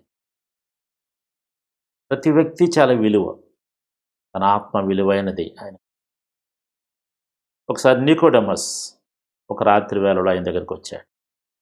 కొన్నిసార్లు మనకి ప్రేమ ఉన్నప్పుడు, ప్రార్థన ఉన్నప్పుడు, భారం ఉన్నప్పుడు అటువంటి అవసరతలో ఉన్న వారిని దేవుడు మన దగ్గరకు పంపిస్తాడు. వారికి మనం సువార్త చెప్పవచ్చు, లేక మనల్ని దేవుడు పంపిస్తాడు అలాంటి వారి దగ్గరికి. అక్కడ వారికి సువార్త చెప్పవచ్చు వ్యక్తిగతంగా. ఆ నికోదేముకు ప్రభువు ఆ రాత్రి మారు మనసు గురించి చెప్పాడు. ఈ రోజున మనకి కూడా ఆ మాటలు ఎంతో అవసరంగా ఉన్నవి. క్రొత్త జన్మ గురించి బోధించినాడు. నికోదేమస్ ఏమయ్యాడంటే అధికారుల మధ్య గొప్ప సాక్షిగా తాను జీవించినాడు. తను చాలా ప్రభావితం చేశాడు. ఇతరులకు, ఆయన పరిచయులకు భయపడలేదు. కాలంలో భయపడి వచ్చాడు, కానీ ప్రభువు వ్యక్తిగతంగా తనకు బోధించిన బోధన బట్టి అతను మార్పు చెందాడు. 1:12 యోహాను సువార్త, తను ఎందరూ అంగీకరిస్తారో వారందరూ కూడా దేవుని కుమారులయ్యే భాగ్యాన్ని దేవుడు ఇచ్చినట్టుగా, అనగా ప్రభువు నందు విశ్వాసం ఉంచిన వారిని. కాబట్టి నికోదేము ప్రభు చనిపోయినప్పుడు అరిమత యేసుతో పాటు ఆ బాడీని పాతిపెట్టట్లో నికోదేమస్ హెల్ప్ చేశాడు. యేసు ప్రభు ఒకసారి యోదయ నుండి గలిలయ వెళుతూ మార్గంలో ఉన్న సమరయలో సుకార్ అనే గ్రామానికి వెళ్ళాడు శిష్యులతో పాటు. శిష్యులు భోజనానికి వెళ్ళారు. ఆయన కొనుగు దగ్గర కూర్చొని ఉన్నాడు అలసిపోయి. అక్కడ ఒక స్త్రీ వచ్చింది. ఆమెకు సువార్త చెప్పాడు. ఆమెను ప్రభువులోకి, రక్షణలోనికి నడిపించాడు. ఆమె పాపముల గురించి చెప్పాడు. ముందు పాపాల గురించి చెప్పేలేదు, ముందు దాహముతో ప్రారంభించాడు. నీళ్ళు ఇవ్వమని అడిగాడు, ఆమె ఇవ్వలేదు, కానీ ఈయనే ఆమెకు జీవజలాన్ని ఇచ్చాడు. ఆమె పూర్తిగా మారిపోయింది. నిజానికి ఆమె మంచి ఆమె కాదు, కానీ యేసు ప్రభు దగ్గరకు వచ్చిన వారు కానీ, యేసు ప్రభు ఎవరితో మాట్లాడినా ఆ చెడ్డవారైనా సరే మంచివారుగా మారిపోతారు. ఆమె మారిపోయింది. ఊరంతటిని కూడా ప్రభువు దగ్గరికి తీసుకొచ్చింది. వ్యక్తిగతమైన సువార్త ఒక్కరిని దేవునిలోకి నడిపిస్తే వారు ఎంతమంది నడిపిస్తారు. మరొక పర్యాయము శిష్యులతో పాటు ఆయన గెరాసీనుల దేశానికి వెళ్ళాడు. అక్కడ ఒక వ్యక్తి ఉన్నాడు, దయ్యముల చేత బంధించబడి, కుటుంబం మనకు దూరంగా ఉండి, సమాధుల్లో తిరుగుతూ, తనకు తానే హాని చేసుకుంటూ, ఒక్క వ్యక్తిని ఆ సతాను బంధకాల నుంచి విడిపించాలని ప్రభువు వెళ్ళాడు. అతడు రక్షణ పొందుకున్నాడు, స్వస్థచిత్తుడయ్యాడు. అతనిలో ఉన్న దయ్యములన్నీ కూడా పోయినవి. బాగైపోయినాడు.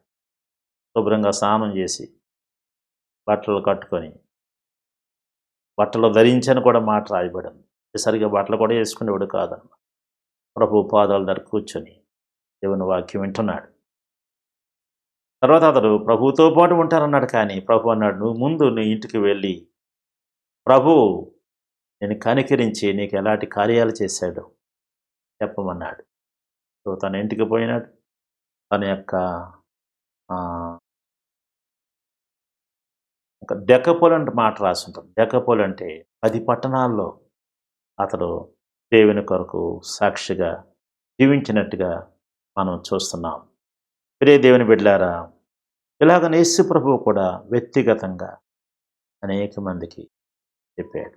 అక్కడగా సిలువ మీద దొంగ కూడా, అంటే సువార్తను నమ్ముకో అని చెప్పలేదు, కానీ ప్రభు మాటలు, ఆయన చేసిన ప్రార్థన, ఆయన ఓర్పు, ఆయన పడుతున్న శ్రమలు ఒక దొంగను ఆకర్షించాయి. దొంగ ప్రార్థన చేశాడు, ప్రభువా యేసు నీవు నీ రాజ్యముతో వచ్చినప్పుడు నన్ను జ్ఞాపకం చేసుకోమంటే ప్రభు అన్నాడు, నేడే నీవు నాతో కూడా పరదేశంలో ఉంటావు చెప్పినాడు. హల్లెలూయా.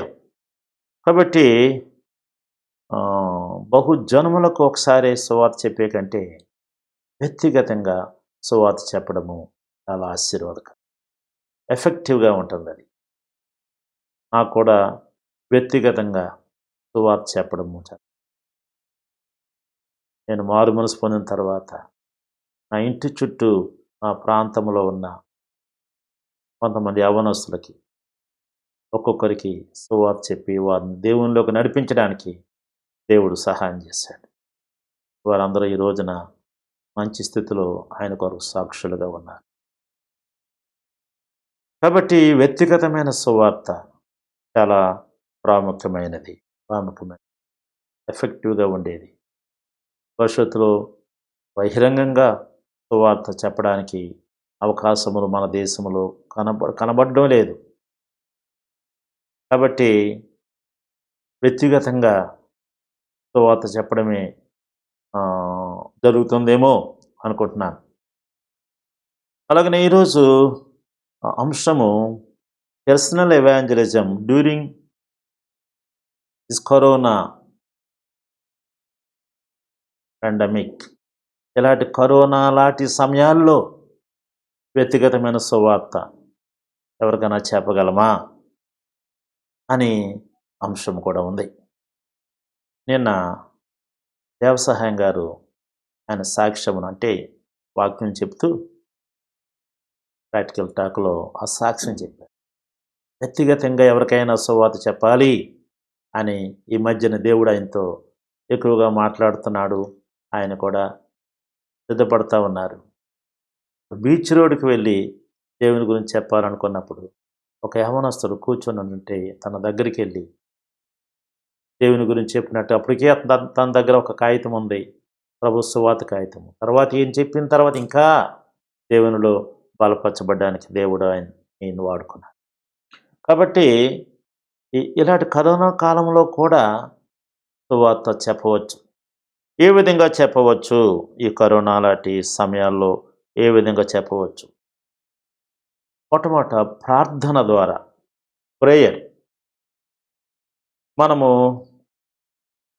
కొన్నిసార్లు మన సంఘంలోనే ఉంటారు ఇంకా మారు మనసు పొందని పురుషులు, స్త్రీలు, యవనస్తులు, వారి పేర్లు రాసుకొని, ఒక 10 మంది పేర్లు రాసుకున్న వరకు వారి కొరకు ప్రార్థన చేస్తూ ఉండొచ్చు. ఒక్కొక్కరి కొరకు, ప్రభువా వారిని రక్షించు నాయన, వారికి మారు మనసు దయచేయం తండ్రి. అంటే పర్సనల్ ఎవాంజలిజంలో ప్రార్థన ద్వారా కూడా మనం ఇక్కడ ప్రార్థన చేస్తుంటే దేవుడు అక్కడ వారికి కార్యం చేయవచ్చు. అంటే మనం ఇండివిజువల్గా ఒకరి మీద గురి పెట్టుకొని, భారము పెట్టుకొని ప్రార్థన చేస్తాం. జార్జ్ ముల్లర్ అనే భక్తుడు ఎంతోమందిని దేవునిలోకి నడిపించాడు. ముఖ్యంగా అనాథ శరణాలయాలైనా స్థాపించి నడిపించాడు విశ్వాసముతో. ఒక స్నేహితుని కొరకు 63 సంవత్సరాల 8 నెలలు తాను ప్రార్థన చేశాడంట, తన స్నేహితుని యొక్క రక్షణ కొరకు. 63 సంవత్సరాల 8 నెలలు అంటే ఈయన వయసు ఎంత ఉంటుందో, తన స్నేహితుని వయసు ఉంటుందో ఒక 90 ఉంటుంది. అయితే అదేలా తెలిసింది ఇన్ని సంవత్సరాలు ప్రార్థన చేసినట్టు? ఆయన చనిపోయిన రోజున ఆయన డైరీలో తిరిగేసినప్పుడు, ఇదో ఈ నా స్నేహితుని కొరకు ఇన్ని సంవత్సరాలుగా ఈ తారీఖు నుండి లేక ఈ సంవత్సరం నుండి నేను ప్రార్థన చేస్తూ వస్తున్నాను తన మారు మనసు పొందాలని. నిజంగా ఆ స్నేహితుడు ఆ రోజే ఈ విషయం తెలుసుకొని, అయ్యో నా కొరకు ఎంత భారము కలిగి ఆయన ఉన్నాడని చెప్పి మారు మనసు పొందాడు. అంటే ప్రార్థన కార్యాలు చేస్తుంది. మనం ప్రార్థన చేస్తున్నప్పుడు మనసులో హృదయాలు కరుగుతాయి. ఇలాంటి సమయంలో ఎక్కడికి వెళ్ళలేకపోవచ్చు, కానీ మనం గురి పెట్టుకొని ఒక్కొక్కరి నిమిత్తం మన బిడ్డల కొరకు ప్రార్థన చేయి. స్త్రీలైతే భర్త కొరకు ప్రార్థన చేయి. కొంచెం బాధ్యత కలిగిన సంఘ బిడ్డలు సంఘస్థుల కొరకు, యవ్వనస్తుల కొరకు ప్రార్థన చేయి. ఒక వ్యక్తిని గురిలో పెట్టుకొని వారి కొరకు ప్రార్థన చేస్తూ రావచ్చు. రెండవది, ఫోన్ ద్వారా కూడా ప్రార్థన చేస్తూ వారికి ఫోన్ చేయొచ్చు. నీ కొరకు ప్రార్థన చేస్తున్నాను, దేవుడు నన్ను ప్రేరేపిస్తూ ఉన్నాడు, మీకు నుండి ప్రార్థన చేయమని. యవనస్తులైతే, పెద్దవారైతే ఎవరితో ఏ విధంగా మాట్లాడాలో దేవుడు మనకు జ్ఞానం ఇస్తాడు. ఫోన్లో కూడా వారికి సువార్తను చెప్పవచ్చు. వాట్సాప్ మెసేజ్ల ద్వారా ఎన్నో చెత్తవి పనికిరాని వస్తూ ఉంటే మన టైం వేస్ట్ అవుతుంటుంది. అంటే మన సంఘస్థులే కాకపోవచ్చు, మన స్నేహితులు ఉంటారు కొంతమంది, మనతో చదివిన వారు, మనతో పనిచేసిన వారు. నేను మధ్యన అలాగనే ఫోన్లో కానీ వాట్సాప్లో కానీ వారిని ఇలాగా సువార్త, ప్రభువు గురించి, ఆయన రాజ్యం గురించి మాట్లాడుతూ ఉన్నాను అప్పుడప్పుడు. ఇది మన బాధ్యత. వ్యక్తిగతంగా ఫోన్లో దేవుని గురించి చెప్పుట. మనం ఫోన్ చేసామంటేనే, లేక వాట్సాప్ మెసేజ్ పెట్టామంటేనే ఒక గురి ఉంటుంది మనకి. వారు ప్రభువుని నమ్ముకోవాలి, ప్రభువులోకి రావాలి. వారికి తెలుసు మనం ఏం చేస్తామో ఏం చెప్తామనేది. కానీ వెంటనే మారిపోకపోవచ్చు, కానీ ద డే విల్ కమ్. దేవుడు వారితో మాట్లాడు. ఇటువంటి కష్ట సమయాల్లో వారు కూడా ఆలోచిస్తూ ఉంటారు.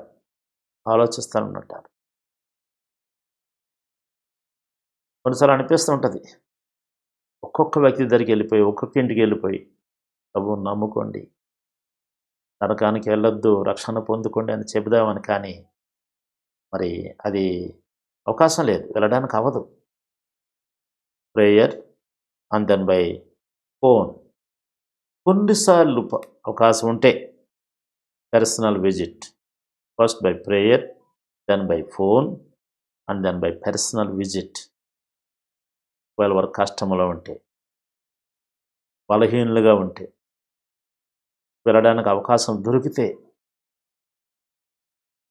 ఒక మాట వారికి చెప్పవచ్చు.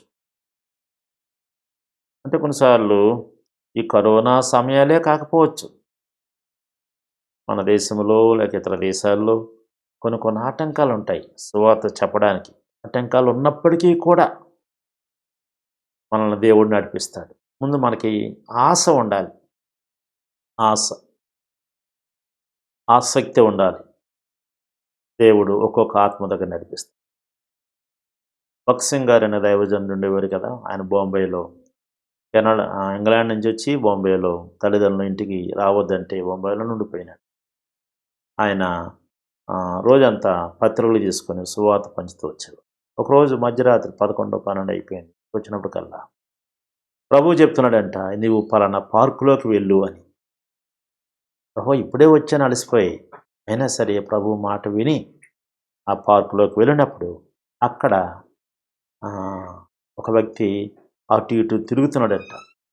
ఆయన కలుసుకొని, బ్రదర్ ఎవరు మీరంటే, నేనెంతో నిస్పృహలో ఉన్నాను, నిరుత్సాహంతో ఉన్నాను, చనిపోవాలనుకుంటున్నాను చెప్పాడంట. వెంటనే ఆయన పక్కన కూర్చోబెట్టి ఆయన ఓదార్చి ప్రభువు గురించి చెప్పి దేవునిలోకి నడిపించాడు. మరొక పర్యాయము దేవుడు ఎలా నడిపిస్తాడు, ఒక తల కత్తిరించుకోవడం కొరకు బార్బర్ దగ్గరికి వెళ్ళడం కొరకు ప్రార్థన చేస్తున్నానంటే ఆయన, ప్రభువా ఈరోజు వెళ్ళి నేను తల కత్తిరించుకోమంటావా? దేవుడు వద్దు అనేవాడండి. మరుసటి రోజు ప్రార్థన చేస్తే వద్దు. చివరికి ఒక రోజున వెళ్ళు అన్నాడండి దేవుడు. అడిచిన విషయాల్లో కూడా దేవుని అడగాల. అవును, దేవుడు నడిపింపు కోరుకునేవారు అలా చేస్తారు. అతడు ఆయన వెళ్ళారు, ఆ తల కత్తిరిస్తున్నాడు, ఆయన బాధ చెప్పుకుంటున్నాడండి. బాధ చెప్తూ ఉంటే అంటే ఈయనేమో సువార్త చెప్తున్నారు, ఈయన సువార్త చెప్తున్నారు. సువార్త చెప్తుంటే ఆ కత్తిరిస్తున్న ఆయన కంట్లో నుండి నీరు ఈయన చేతి మీద పడుతున్నారు వేడిగా. ఏమిటని అడిగితే, ఒకవేళ మీరు ఈరోజు వచ్చి ఉండకపోతే మీకు ఈరోజు నేను చనిపోదు, ఆత్మహత్య చేసుకుందాను, దేవుడే మిమ్మల్ని పంపించాడేమో, నాకు నిరీక్షణ పుట్టించారు, నేను కూడా ప్రభువుని నమ్ముకుంటాను. ఇలాగ ఎన్నో సందర్భాలు ఉన్నవి. సేవకుల అనుభవాలు వినండి, చదవండి, వ్యక్తిగతంగా సువార్త చెప్పండి, రక్షణలోకి నడిపించండి. దేవుడు మిమ్మల్ని అందరినీ దీవించునుగాక. నేను ప్రార్థన చేసి ముగిస్తాను. ప్రేమగల మా తండ్రి, నీకు స్తోత్రములు. వ్యక్తిగతమైన సువార్త, పర్సనల్ ఎవాంజలిజం ద్వారా అనేక మందిని వ్యక్తులను క్రీస్తు యొద్దకు నడిపించుటకు మమ్మల్ని అందరినీ వాడుకోమని యేసు నామములో ప్రార్థిస్తున్నాను మా తండ్రి. ఆమేన్. దేవుని నామములో మీ అందరికీ వందనాలు. ఈ 2 దినాలు కూడా దేవుని వాక్యంలో ఎంతో మనం నేర్చుకున్నాం. దేవునిలో ఎదుగుట, దేవునిలో ప్రకాశించుట. ఇది నేను మూడో దినాన్ని మనం వచ్చాం. ఈరోజు వెళ్ళుట. మనం దేవుని వాక్యాన్ని నేర్చుకున్నాం, అదేవిధంగా దేవునిలో ప్రకాశించడం ఎలాగో తెలుసుకున్నాం. దినాన్ని అనేక మందికి సువార్తను అందించాలి, మనం అనేక మందిని యేసుప్రభువు దగ్గరికి తీసుకురావాలి. వెళ్ళుట. ఈ దినం వెళ్ళుట డివోషన్ గురించి మనం ప్రార్థన చేద్దాం. దేవుని సేవకులు వచ్చి ఒక డివోషన్ చెప్తుండగా దేవుని సన్నిధి వాళ్ళతో ఉండాలని చెప్పి ప్రార్థన చేద్దాం. ప్రతి ఒక్కరూ కళ్ళు మూసి ప్రార్థన చేద్దాం. ప్రియ ప్రభా, దేవ తండ్రి, మీకు వందనాలు తండ్రి ప్రభా. ఈ 2 దినాలు మాతో ఉండి మమ్మల్ని నడిపించినందుకు నీకు వందనాలు తండ్రి. 3వ దినాలు ప్రభా, ఈరోజు డివోషన్లో మీ సహాయం చేస్తున్నందుకు నీకు వందనాలు తండ్రి ప్రభా. వెళ్ళుట ప్రభా, వెళ్ళుట గురించి ప్రభా డివోషన్ నేర్చుకుంటుండగా మీ సహాయం దయచేయండి ప్రభా. ప్రభా, నీ వాక్యాన్ని ప్రభా అనేక మందికి వివరించాలి, అనేక మందికి పంచుకోవాలి, నీ సువార్తను అనేక మందికి ప్రభా మేము చెప్పాలి ప్రభా. మాకు సహాయం దయచేసి నడిపించండి ప్రభా, నీకు వందనాలు తండ్రి ప్రభా. డివోషన్ తీసుకుంటున్న సేవకుని మీరు బలపరచండి ప్రభా, నీకు వందనాలు తండ్రి ప్రభా. ఈ వాక్యం ద్వారా అనేక మంది యవనస్తులతో ముఖ్యంగా మాట్లాడండి ప్రభా, నీకు వందనాలు తండ్రి. నీ సన్నిధిని తోడుగా ఉంచండి ప్రభా. ఈ వాక్యం ద్వారా అనేక మందితో మాట్లాడమని ప్రభా, నీ కృపను మాకు దయచేయమని ప్రభా, మీ సహాయం మాకు దయచేయమని మా ప్రభును మరక్షకుడైన యేసుక్రీస్తు నామములో ప్రార్థన అడిగి వేడుకుంటున్నాను తండ్రి. ఆమేన్. ఆర్బీసీ యూత్ డిసైపుల్షిప్ ట్రైనింగ్ 2020కి 3వ దినాన్న వచ్చిన మీ అందరికి కూడా వందనాలు చెల్లిస్తూ ఉన్నాను. మనము లాస్ట్ 2 డేస్ కూడా గ్లో అనేవి చూసాం. ఈ దినాన గో గురించి వెళ్ళే ముందుగా ఈ గత 2 రోజుల్లో ఏం చూసామనేది ఒకసారి మనం ఆలోచన చేసుకుని ముందుకి వెళ్దాం. గ్రోలో మనం మొట్టమొదటి దినం మనం చూసింది God's word. G stands for God's word. రెండోదిగా మనం చూసింది renunciation. R stands for renunciation. God's word అనేది ఒక విశ్వాసికి నుంచి వచ్చినటువంటి శిష్యుడికి విశ్వాసమే ఊపిరి, వాక్యమే వారి జీవితానికి ఆధారం అన్నట్టుగా మనం చూసాం. తర్వాత రెండోదిగా రెనౌన్సియేషన్ అనేటువంటి దాంట్లో మనం చూసింది ఏంటంటే, ఒక శిష్యుడిగా ఉన్నప్పుడు మనకు ఉన్నాయన్నీ కూడా దేవుడు వదిలేయమంటే మొత్తం సమస్తాన్ని వదిలే ముందుకి వెళ్ళిపోయేటట్లు మనం ఉండాలి. మూడోదిగా మనం చూసింది ఏంటంటే obedience. Oh stands for obedience. మనము దేవునికి ఎంతో విధేయత చూపించాల్సిన అవసరం ఉంది. విధేయత చూపించడం ద్వారా అనేకమైనటువంటి మిషనరీస్ మన భారతదేశానికి వచ్చి ఎంతో గొప్ప పరిచర్య చేసినట్లుగా మనం చూసాం. నాలుగవదిగా world. W stands for world. ఈ లోకంలో మనము సిలువేయబడ్డాం, మనకి ఈ లోకానికి ఏమీ సంబంధం లేదు, ప్రభు కొరకే మన జీవితం, మనం ఎంతో పరిచర్య కూడా ప్రభు కొరకే చేయాల్సి ఉంది అనేది మనం చూసాం. రెండవ దినాన్ని మనం చూసింది ఏంటంటే గ్లో అంటే దేవుని మహిమ కొరకు. మనము దేవుని మహిమ మన జీవితంలో రావాలంటే ఏం చేయాలి అంటే G stands for gentleness. G stands for gentleness అంటే టెండర్. ఎంత జ్ఞానం ఉన్నా, ఎన్ని విషయాల్లో ఎంత జ్ఞానం ఉన్నా సరే, ఎన్ని విషయాలు తెలిసినా సరే ఎంతో నమ్రతతో మృదువుగా పనిచేయడము, ప్రజల మధ్య ప్రజలకు ఉన్న సమస్యల్ని మనము తీర్చడం అనేది చాలా ప్రాముఖ్యమని గలషియన్ 6:6లో 1 వచనంలో మనం చూసాం. ఎవరైనా మార్గం తప్పిపోతూ ఉంటే మార్గంలో ఎలా నడిపించాలి, చక్కగా జెంటిల్గా మృదువుగా ఎలాగా ప్రభు దగ్గర తీసుకుని వచ్చి వాళ్ళు స్థిరపరచాలి, బలపరచాలో మనం చూసాం. మనము ఎల్ స్టాండ్స్ ఫర్ లవ్. రెండవదిగా మనం ఎల్ స్టాండ్స్ ఫర్ లవ్. దేవుని యొక్క ప్రేమ మనం ఎంతో బలవంతం చేయాలి. దేవుని యొక్క ప్రేమ మనం అనేక మందికి చూపించాలి, అనేక మంది ప్రభు దగ్గర తీసుకెళ్ళాలని ఆ యొక్క బలవంతమైన ప్రేమని ప్రజల పట్ల మనం చూపించాల్సిన అవసరం ఎంతైనా ఉంది అని మనం చూసాం. మూడవదిగా వన్నెస్, యూనిటీ. మన కుటుంబాల్లో యూనిటీ ఉండాలని. మొట్టమొదట మన కుటుంబాల్లో ఒకరి ఎడల ఒకరు ప్రేమ కలిగి ఉండి ఐక్యత కలిగి ఉండడం ఎంతో అవసరమని, కుటుంబాల ఐక్యత. తర్వాత మన యొక్క సమాజంలో సంఘంలో ఐక్యత ఉండడం వల్ల గొప్ప కార్యము జరుగుతుందని మనము చూసాం. నాలుగవదిగా మనం చూసింది ఏంటంటే వర్క్.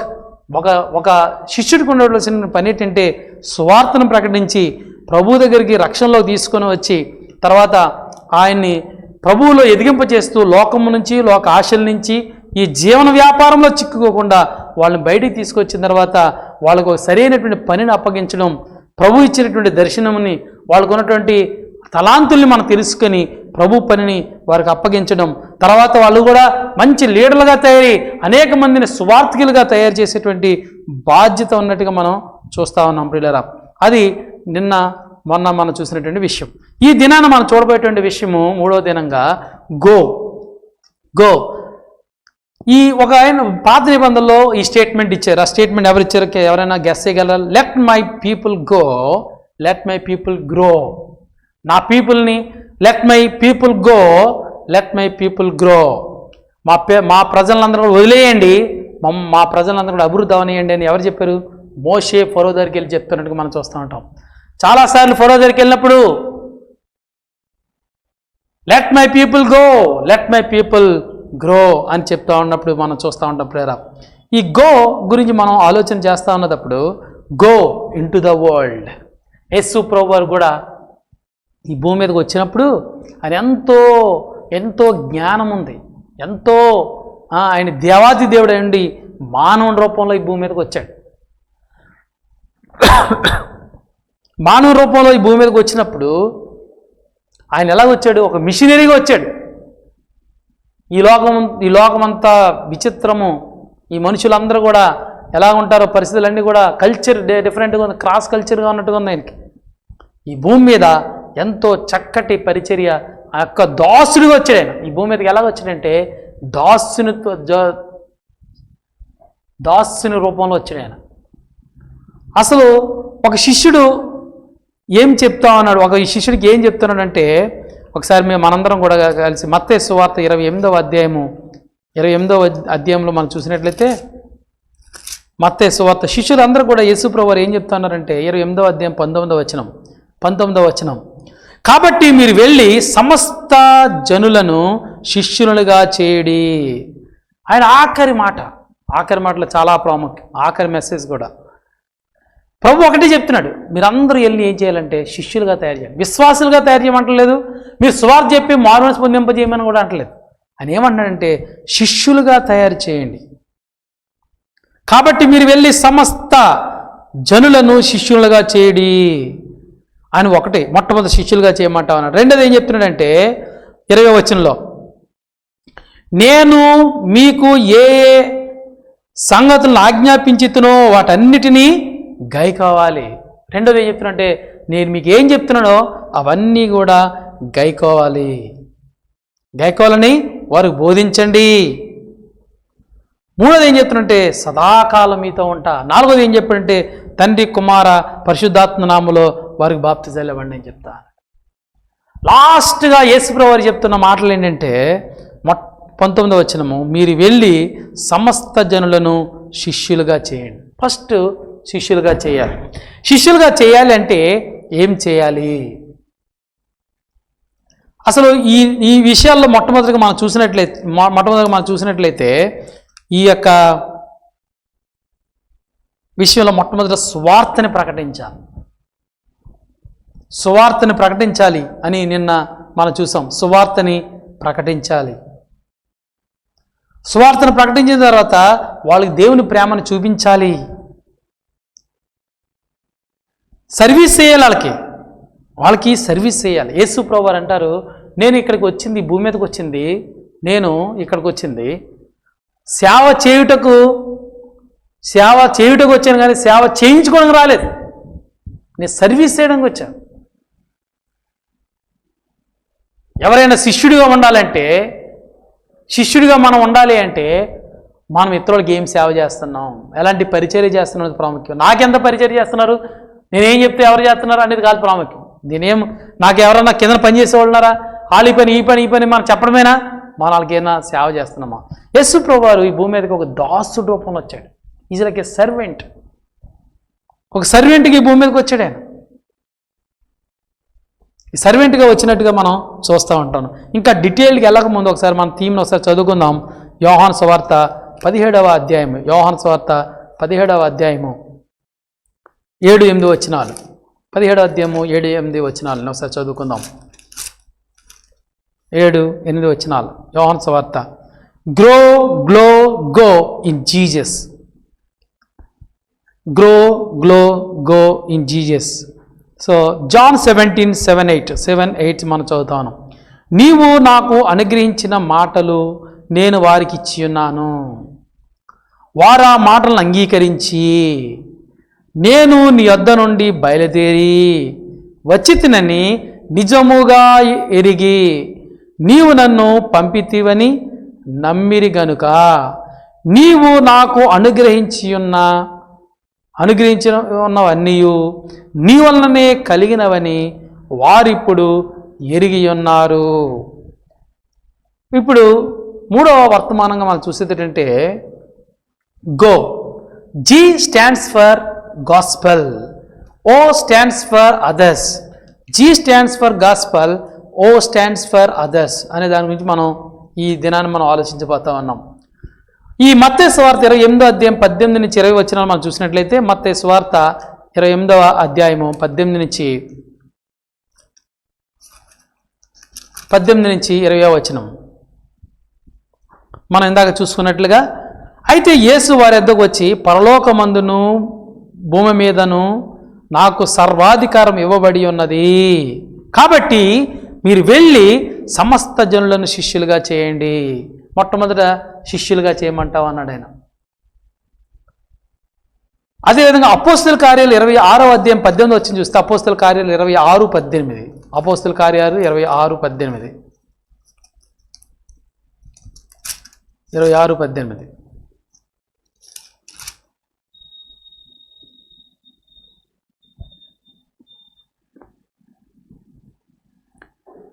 నీవు నన్ను చూచియున్న సంగతిని గూర్చియు నేను నీకు కనబడబోవు సంగతిని గూర్చియు నిన్ను పరిచారకునిగాను సాక్షిగాను నియమించుటకై కనబడి ఉన్నాను. నీవు లేచి నీ పాదములు మోపి నిలువుము. నేను ఈ ప్రజల వలన అన్య జనుల వలనను హాని కలుగకుండా నిన్ను కాపాడెదను. వారు చీకటిలో నుండి వెలుగులోనికి, సాతాను అధికారము నుండి దేవుని వైపునకు తిరిగి నా యందలి విశ్వాసము చేత పాప క్షమాపణను, పరిశుద్ధ పరచబడిన వారిలో స్వాస్థ్యమును పొందినట్లు వారి కన్నులు తెరచుటకై నేను నిన్ను వారి యొద్దకు పంపెదనని చెప్పాను. యేసు ప్రభువారు పౌలుతో చెప్తా ఉన్నాడు, నేను నిన్ను ఎందుకు పంపించానంటే, ఒకటి చీకట్లో ఉన్నటువంటి వారిని వెలుగులోకి నడిపించడానికి, అంధకారంలో ఉన్నటువంటి కళ్ళు గ్రుడ్డితనంగా ఉన్నటువంటి వారిని కళ్ళు తెరిపించడానికి, అనేక మంది పాపంలో ఉన్నటువంటి వారిని చీకటిలో తీసుకొని రావడానికి, అనేక మంది విశ్వాసంలో రావడానికి, వాళ్ళు పాప క్షమాపణ పొందడానికి, పరిశుద్ధ పరచబడ్డానికి, పరిశుద్ధుల యొక్క స్వాస్థ్యంలోకి వెళ్ళడానికి ఈ పనంతా ఉంది అని చెప్తా అన్నాడు. అయితే నా ప్రశ్న ఏంటంటే, నీకు దేవుడు ఏ పని అప్పచెప్పాడు? నీకు ప్రభు ఏం పని అప్పచెప్పాడు? A life touched by God always ends in touching others. A life touched by God always ends in touching others. Erwin McManus అనేటువంటి ఆయన ఏమంటాడంటే, ఎవరైతే ప్రభువు చేత తాకబడతారో వాళ్ళు జీవితాంతము జీవితం ఎండింగ్ వరకు కూడా అనేక మందిని ప్రభువు టచ్ చేస్తూ ఉంటాడు. నీ జీవితాన్ని చూసి ఎవరైనా టచ్ చేయబడతా ఉంటారా? అసలు నిన్ను చూసి ఏమనుకుంటుంటారు ప్రజలు? అసలు దేవుడు ఎందుకు ఇతను పిలిచాడు, ఈ ఉద్దేశంతో దేవుడు పిలిచాడు అనేటువంటి భావం వాళ్ళు కలుగుతుందా? మనం చేసేటువంటి పనులను చూసి దేవుడు ఈయన ప్రత్యేకించుకున్నాడు దేని కొరకంటే, ఈయన అనేక మందిని స్వార్థ చెప్పి ప్రభు దగ్గర తీసుకుని రావడానికి, అనేక మందిని బలపరచడానికి ఈయన ఏర్పాటు చేసుకున్నాడు, అనేక మందిని అన్నిల్ని ప్రభు దగ్గర తీసుకుని రావడానికి ఈయన ఏర్పాటు చేసుకున్నాడని మన గురించి ఎవరైనా చెప్పగలుగుతారా? మన జీవితాలను చూసిన వాళ్ళు. A life touched by God always ends in a touching with others. దేవుడి చేత తాగబడిన వాళ్ళు అనేక మంది ప్రజలను ప్రభు యొక్క తాగిడేంటో చూపిస్తారు. జార్జ్ వర్వర్ అనేటువంటి ఆయన ఓఎం ఫౌండర్ అని ఏమంటారంటే, continue to distribute gospel tracts personally and daily to as many people as ఈ క్యాన్. ప్రతిరోజు నేను అనేక మందికి నేను గాస్పల్ ట్రాక్ట్స్ పంచుతూ ఉంటాను. ఎంత కష్టమైన నష్టమైన ఎంత అవకాశం ఉంటే అంత అలాగే నేను పంచుతూ ఉంటాను. మనం ఏం చేస్తా ఉన్నాం? ఎంత కాలం నుంచి క్రైస్తవులుగా ఉన్నాం అనేది ప్రాముఖ్యం కాదు, ఎంతమందికి ప్రభువు దగ్గర తీసుకొని వచ్చామనేది ప్రాముఖ్యం. మనకే సంతోషం లేదు క్రైస్తవత్వంలో, ఇంక మిగతా వాళ్ళ క్రైస్తవుల గురించి సంతోషంగా ఏం చెప్తాం? ఏమా? ఎక్లీషియన్స్ 11వ అధ్యాయం 2-6 వచ్చిన చూద్దాం. ఎక్లీషియన్స్ ప్రసంగి 11వ అధ్యాయం 2-6 వచనం.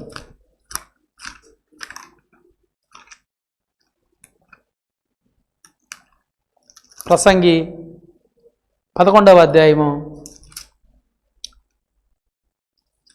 2-6 వచనం. 2వ వచనం 6వ వచనం. 2వ వచనం,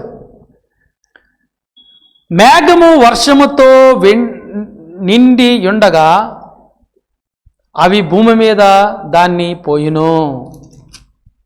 మ్రాను దక్షిణముగా పడినను ఉత్తరముగా పడినను అది పడిన చోటినే యుండును. 6వ వచనం,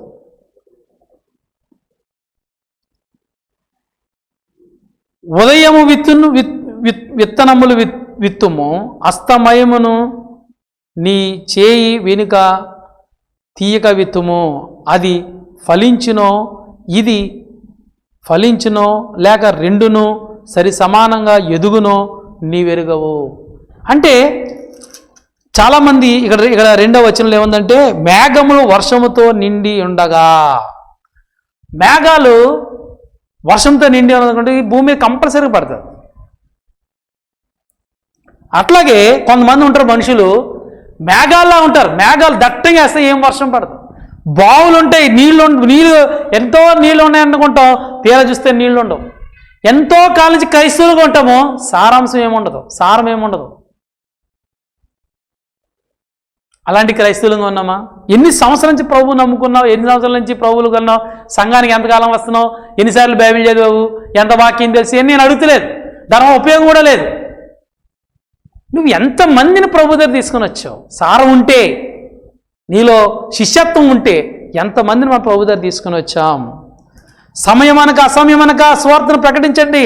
ఈయనేమంటున్నాడంటే 6వ వచనంలో, ఉదయము విత్తనములు విత్తుము, అస్తమయాన్ని కూడా ఎత్తండి, పొద్దున సాయంత్రం ఎత్తండి, అలా ట్రాక్స్ ఇస్తూనే ఉండాలి. ప్రభు వాక్యం మార్నింగ్ ఈవినింగ్ అలా చెప్పుకుంటూనే పోవాలి. పండిత్ రామాభయ అంటది, only one life soon be past. Only one life, ఒకే జీవితం చాలా త్వరగా గతించిపోద్ది. ఈ గతించిపోయినటువంటి జీవితంలో ఎంత త్వరగా మనము ప్రభు ఏ పనితి చెప్పాడో ఆ పని ముగించుకొని వెళ్ళడం చాలా ప్రాముఖ్యం. నువ్వు ఎంతకాలం జీవించేది ప్రాముఖ్యం కాదు, ప్రభు కొరకు మనం ఎంత సమయాన్ని ఎంత కాలాన్ని వెచ్చిస్తూ ఉన్నాం, ఆయన యొక్క చిత్తం ఇదే అని తెలిసిన తర్వాత దాన్ని మనం ఎలా చేస్తూ ఉన్నాం. యేసు ప్రభు ఈ భూమి మీదకి వచ్చినప్పుడు తండ్రి యొక్క చిత్తాన్ని చేసుకోవడానికి వచ్చాడు, మనం ఆయన చిత్తానికి చేయడానికి రావచ్చాం. మీరు బహుగా ఫలించడం వలన నా తండ్రి మహింపరచబడును, దీనివల్ల మీరు నా శిష్యులు అవుతారనే మాట కూడా పిల్ల. ఫలించాలి. ఫలం లేని మొక్కల్ని చెట్లని మనం ఎక్కువ కాలం ఉంచాం. యోహాను సువార్త 15:8 చూసినట్లయితే, యోహాను 15:8 యోహాను 15:8 చూసినట్లయితే, మీరు బహుగా ఫలించుట వలన నా తండ్రి మహిమపరచబడును, ఇందువలన మీరు నా శిష్యులు అవుదురు. ఎవరు శిష్యులు అవుతారంటే బహుగా ఫలించాలి. ఏదైనా చెట్టుకి మంచి ఫలాలు ఫలిస్తూ ఉంటే, ఏదైనా చెట్టులో చెడు ఫలాలు చెడిపోతున్నటువంటి కొమ్మ ఏదైనా ఉంటే దాన్ని నరికేస్తాం, ఎందుకంటే మంచిగానే కూడా పాడైపోతాయి. మనం ఏం చేస్తూ ఉన్నాం? మంచిగా ఫలించగలుగుతా ఉన్నామా? బహుగా ఫలించాలి ప్రభు కొరకు. ఏమైనా ఫ్రూట్స్ ఉన్నాయా? ఇంతకాలం చేసే నమ్ముకున్నాం, ఇంతకాలం చేసే ప్రభుని నమ్ముకున్నాం చెప్పుకున్నాం, మా ఫ్యామిలీ అది మా బ్యాక్గ్రౌండ్ ఇది చెప్పుకున్నాం. నీ వలన ఎవరైనా అభివృద్ధి చెందారా? నీ వల్ల ఎవరైనా ఫలించారా? ఆలోచన చేయాలి ప్రియులారా. సిటీ స్టడ్ గారు ఏమంటారంటే, if Christ had died for me, no sacrifice for him can be too great. If Christ had died for me, యేసు ప్రభువే నా కొరకే చనిపోతే, no sacrifice for him can be too great. ఇంకా ఆయనకి ఏది ఇచ్చినా, యేసు ప్రభువారే ఎంత గొప్ప కార్యం చేసినప్పుడు నేనేమి ఇవ్వగలను ఆయనకి? నా జీవితాన్ని ఇచ్చిన సిటీ స్టడ్ గారు ఆయన జీవితాన్ని ఇచ్చినట్టుగా మనం చూస్తుంటాం. సిటీ స్టడ్ గారు క్రికెట్లో గొప్ప మంచి ఆటగాడు. తనకున్న డబ్బు అంతటినీ కూడా పరిచర్యకి వాడేశాడు. వాడేసిన తర్వాత ఆఫ్రికా ఖండంలో చిన్న గుడిసెలో ఉండేవాడు.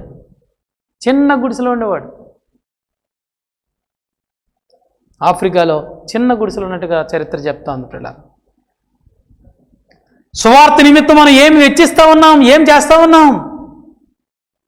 ఈ కరోనా టైంలో నీ సువార్తను ఎలా ప్రకటించాలనుకుంటా ఉన్నావా? ప్రార్థన చేయి, ప్రభువే మనకి మంచి జ్ఞానాన్ని ఇచ్చి నడిపిస్తాడు. నరకంలో ఉన్నప్పుడు ఎవరు గుర్తొస్తారో తెలుసా? నరకంలో ఉన్నప్పుడు ఎవరు గుర్తొస్తారు? దేవుడు గుర్తొస్తాడు. రెండోది ఎవరు గుర్తొస్తారంటే, ఎవరైతే ఆత్మను సంపాదిస్తున్నారో వాళ్ళు కూడా గుర్తొస్తారు. మీరు చూడండి, లాజరు ధనవంతుడి గురించి ఆలోచన చేస్తే, ధనవంతుడు నరకంలో ఉన్నప్పుడు చాలా ఇబ్బందులు పడుతున్నట్టుగా మనం చూస్తూ ఉంటాం. అలాంటప్పుడు చెప్తాడు, అయ్యా ఆ లాజర్ని మా అన్నదమ్ముల దగ్గరికి మా ఊరు పంపించి ఆ అన్నదమ్ములకి కొంచెం చెప్పించు అని చెప్తాను.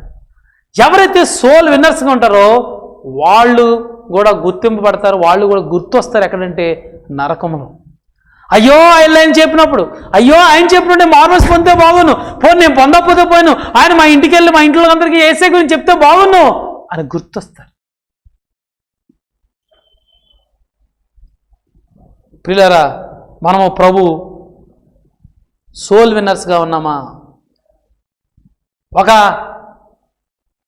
ఆత్మల్ని రక్షించే వారంగా ఉన్నామా?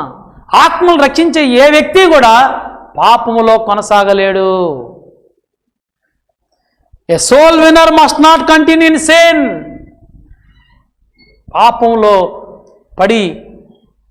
పాపంలోనే పడి ఉండిపోడు. ఆత్మలు రక్షించే వ్యక్తి ఎప్పుడు కూడా ఆత్మలు రక్షించడానికి చూస్తాడు తప్ప తనందరూ తాను పాపంలో పడి నిజంగా మారు మనసు పొందినట్టు ఎవడు కూడా పాపంలో కంటిన్యూ చేయలేడు, పాపంలో నిలిచి ఉండలేడు. డేవిడ్ బ్రానెల్ గారు ఏమంటారంటే, డేవిడ్ బ్రానెల్ గారు, I care not where I go, how I live, what I enjoy, so that I may save souls. David Brainerd గారు ఏమంటారంటే, I care not where I go, నేను ఎక్కడికి వెళ్ళాలి, ఏం చేయాలి, ఏం తినాలి, ఏం చేయాలని ఏం ఆలోచించా.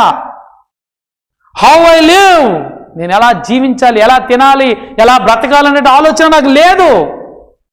వాట్ ఐ ఎంజోర్, దేని కొరకు భరించాలి, దేని కొరకు జీవించాలి నాకు లేదు.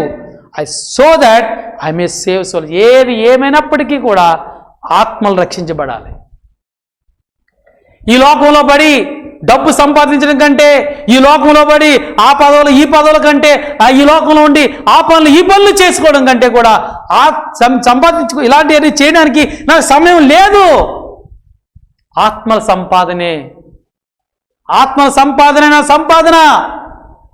ఇంకా నాకు దేనికి సమయం లేదు, నా సమయం అంతా ఆత్మల సంపాదన నుంచి వస్తా అన్నాడు. మనం దేని మన సమయాన్ని వెచ్చిస్తూ ఉన్నాము, దేని కొరకు మనం వెచ్చిస్తూ ఉన్నామో, దేని కొరకు మనం జీవిస్తూ ఉన్నామో ఆలోచన చేసుకోవాలి పిల్లలు. బక్సింగర్, బ్రదర్ బక్సింగర్ ఆఫ్రికా ఖండానికి, తర్వాత ఇంగ్లాండ్ దేశానికి వెళ్ళి మంచి ఇంజనీర్ అయ్యి డబ్బు సంపాదించాలనుకున్నాడు. కానీ అక్కడ ప్రభువు నమ్ముకొని భారతదేశానికి వచ్చిన తర్వాత అన్నదమ్ముళ్ళు, అక్క చెల్లిండ్రు, డబ్బు, ఆస్తి, అంతస్తు, ఊరు అన్నీ వదిలేసి వచ్చాడు. అనేకమైన ఆత్మలు సంపాదించాడు. వేటినైతే వదులుకున్నాడో వాటన్నిటికంటే కూడా దేవుడు అత్యధికమైన రేట్లు ఇచ్చాడు. ఈ లోకంలో నుంచి వెళ్ళిపోయేటప్పుడు కూడా ఏమీ తీసుకుని వెళ్ళలేదు ఆయన. మనం దేని కొరకు ప్రాకులాడుతూ ఉన్నాం, ఏది శాశ్వతం, ఏది శాశ్వతం? విలియం కేరీ గారు ఏమని చెప్తారంటే, expect great things from God, attempt great things for God. Expect a great things from God, attempt great things for God. మనము దేవుని కొరకు గొప్ప కార్యాలు చేయాలి, అటెంప్ట్ చేయాలి, అనేకమైన ఆత్మలు రావాలనేటువంటి ఉద్దేశంతో. మన సంపాదన, మన డబ్బు, మన జీవితము అంతా కూడా ఆత్మల సంపాదన. Not to desire for anything, only for saving the souls. Saving the souls. Only one life, soon be past. చిన్న జీవితం, ఈ జీవితంలో ఎన్ని ఆత్మలు సంపాదిస్తూ ఉన్నాం, ఎట్లా బ్రతుకుతా ఉన్నాం మనం, ప్రభు కొరకు ఏం చేస్తూ ఉన్నాం, ఫ్రూట్ఫుల్ లైఫ్ ఉందా, ఫ్రూట్ఫుల్గా మనం జీవించగలుగుతా ఉన్నామా?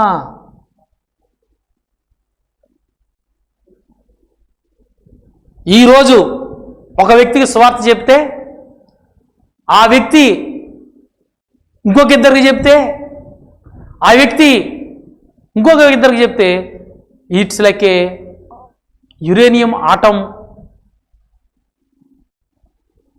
యురేనియం ఆటం ఒకసారి ఎక్స్ప్లోజన్ అయింది అనుకోండి, ఒకసారి ఇలాగా ఎక్స్ప్లోజన్ అంటే ఆ ఆటం ఒకసారి ఎక్స్ప్లోజన్ అయింది అనుకోండి, అలాగా విడిపోయింది అనుకోండి. ఒక అణువు ఇంకొక 2 అణువులు, ఇంకొక అణువు ఇంకొక 2 అణువులు పట్టుకుంటారు. అలాగ ఎక్స్పాండ్ అయిపోతుంది.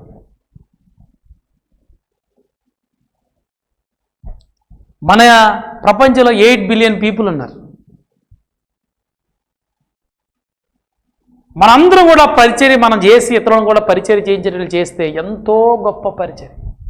ఒక బలహీనమైనటువంటి పాస్టర్ గారు ఉంటే, సంఘస్థులు అందరూ కూడా బలవంతులుగా ఉండి పరిచర్య చేస్తూ ఉంటే, అందరూ పరిచర్య చేస్తుంటే, అందరూ ఆత్మలు తీసుకొస్తూ ఉంటే ఎంత గొప్ప పరిచర్య అవుతుందండి. ఒకటే మోటో, డబ్బు సంపాదన కాదు,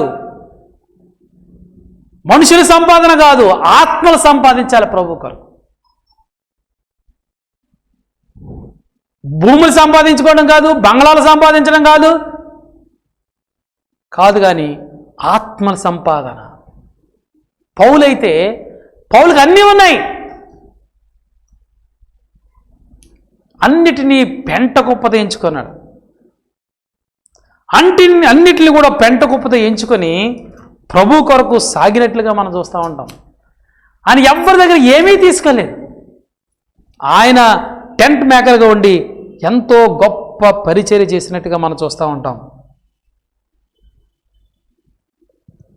ప్రభు కొరకు ఎంతో గొప్ప పరిచర్య చేసినట్టుగా మనం చూస్తూ ఉంటాం. పిల్లరా, అబ్రహాం జీవితంలో మనం చూసాం, కంఫర్ట్స్ వదిలేశాడు. మోజెస్ ప్రజల కొరకు ప్రజలతో జీవించాలండి ప్రభు చెప్పిన మాటను బట్టి వెళ్ళిపోయినట్టు మనం చూస్తూ ఉంటాం.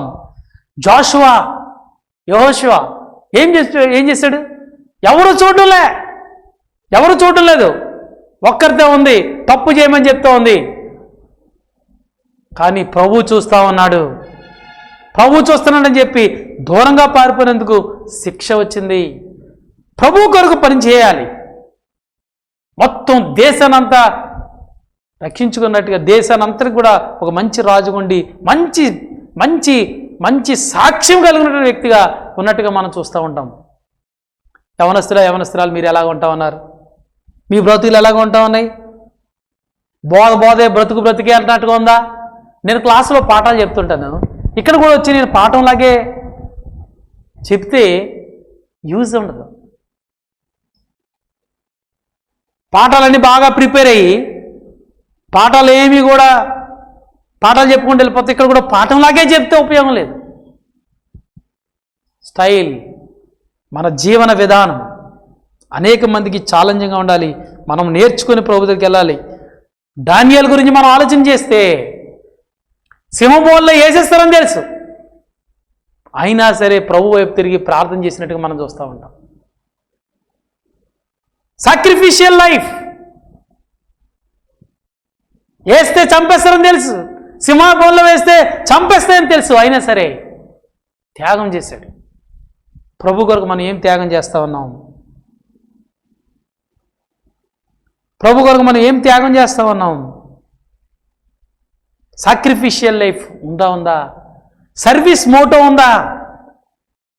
దాసుడిగా పనిచేయాలి. దాసుని స్వరూపం ధరించుకొని మనం పరిచర్య చేయడం మనం నేర్చుకోవాలి.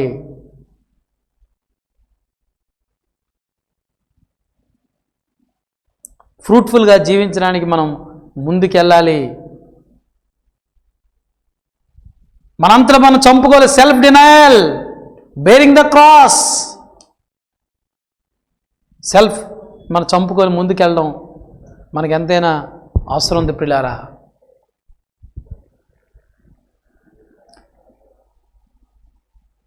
మన జీవితాలు ఎలాగ ఉంటున్నాయి? ఉప్పు వలె ఉందా? వెలుగు వలె ఉందా? వెలుగు అనేక మందిని చీకట్లో ఉన్నటువంటి బ్రతుకుల్ని వెలుగులోకి తీసుకుని వస్తుంది. మన బ్రతుకు అనేక మందిని వెలుగులో తీసుకొచ్చేదిగా ఉందా? అనేక మందిని ప్రభు దగ్గర నడిపించేటట్టు జ్వాలగా మనం ఉండగలుగుతా ఉన్నామా? దివిటీలాగా మనం ఉండగలుగుతా ఉన్నామా? ఒకసారి మనం ఆలోచన చేసుకోవాలి. స్వార్థ నిమిత్తం మనం ఏం చేస్తూ ఉన్నాం? స్వార్థ అంతమైపోయినట్టుగా ఉందా? కోవిడ్ టైంలో ఎవరి ఇంట్లో వారు ఉంటూ స్వార్థ ప్రకటించడం లేదు అని అనుకుంటూ ఉన్నామా? ప్రభువునికి ప్రార్థన చేద్దాం. ప్రార్థన చేసి మొబైల్ ద్వారా మీరు స్వార్థని అందియచ్చు, యూట్యూబ్ల ద్వారా మీరు స్వార్థను అందియచ్చు, జూమ్ ద్వారా కూడా ప్రభు యొక్క స్వార్థను మీరు ప్రకటించవచ్చు. ఈ దినాన్ని మనం చూసినటువంటి మాట ఏంటంటే గోలో ఫస్ట్ మనం చూసాము జీ స్టాండ్స్ ఫర్ గాస్పలైన్. నెక్స్ట్ మనం చూసేదంటే ఓ స్టాండ్స్ ఫర్ అదర్స్. అసలు ఒక క్రిస్టియన్ లైఫ్, ఒక క్రైస్తవుడు ఎప్పుడు తన స్వార్థం గురించి తన గురించి ఎవడు జీవించడు. క్రిస్టియన్ లైఫ్ అనేది ఇతరుల గురించి జీవించేది. యేసు ప్రభువారు తన స్వార్థం గురించి కానీ తన గురించి కానీ ఎప్పుడు జీవించలేదు. ఈ లివ్ ఫర్ అదర్స్. మన జీవితం, మన మోటో కూడా ఇతరుల కొరకు జీవించేటట్లు మనం ఉండాలి. మన జీవితం ఇతరుల కొరకు మనం బ్రతికేటట్లు ఉండాలి, మనం బ్రతకాలి. అదే జీవితం యొక్క సారాంశం. క్లియరా? 1 పేతురు 4వ అధ్యాయంలో చూస్తే 1 పేతురు 4వ అధ్యాయం 10-11 వచనాలు. 1 పేతురు 4వ అధ్యాయము 10-11 వచనాలు. 10వ దేవుడు నానా విధమైన కృప విషయమై మంచి గృహ నిర్వాహకులై ఉండి ఒక్కొక్కడు కృపావరము పొందిన కొలది ఒకరికొకడు ఉపచారం చేయడి, ఒకరికొరకు ఒకడు ఉపచారం చేయడి. ఒకడు బోధించిన ఎడల దైవోక్తులు బోధించినట్టు బోధింపవలను. ఒకడు ఉపచారము చేసిన ఎడల దేవుడు అనుగ్రహించిన స్వాస్థ్యం నుండి చేయవలెను. ఇందువలన దేవుడు అన్నిటిలోనూ యేసు క్రీస్తు ద్వారా మహిమపరచబడును. యుగ యుగములు మహిమయు ప్రభావము ఆయనకుండును. కాబట్టి ఒకరినొకరు పరిచర్య చేసుకోవాలి. ఒకరినొకరు నిన్ను వల్లే నీ పొరుగును ప్రేమించాలంటే మనకంటే వాళ్ళని ఎక్కువ ప్రేమించాలి. మన శరీరం కంటే మన శరీరంలాగే వాళ్ళని ప్రేమించాలి. Others make disciple. ఇతరుల్ని మనము శిష్యులుగా మార్చడం అని నేర్చుకోవాలి. జనరల్గా everybody wants to change the world but nobody wants to start with in themselves. ప్రతి ఒక్కరూ మారాలి, మనుషులు మారాలి, సంఘాలు మారాలి, వాళ్ళు మారాలి, వీళ్ళు మారాలి అనుకుంటాం, కానీ మనంతటా మన హృదయంలో మారం.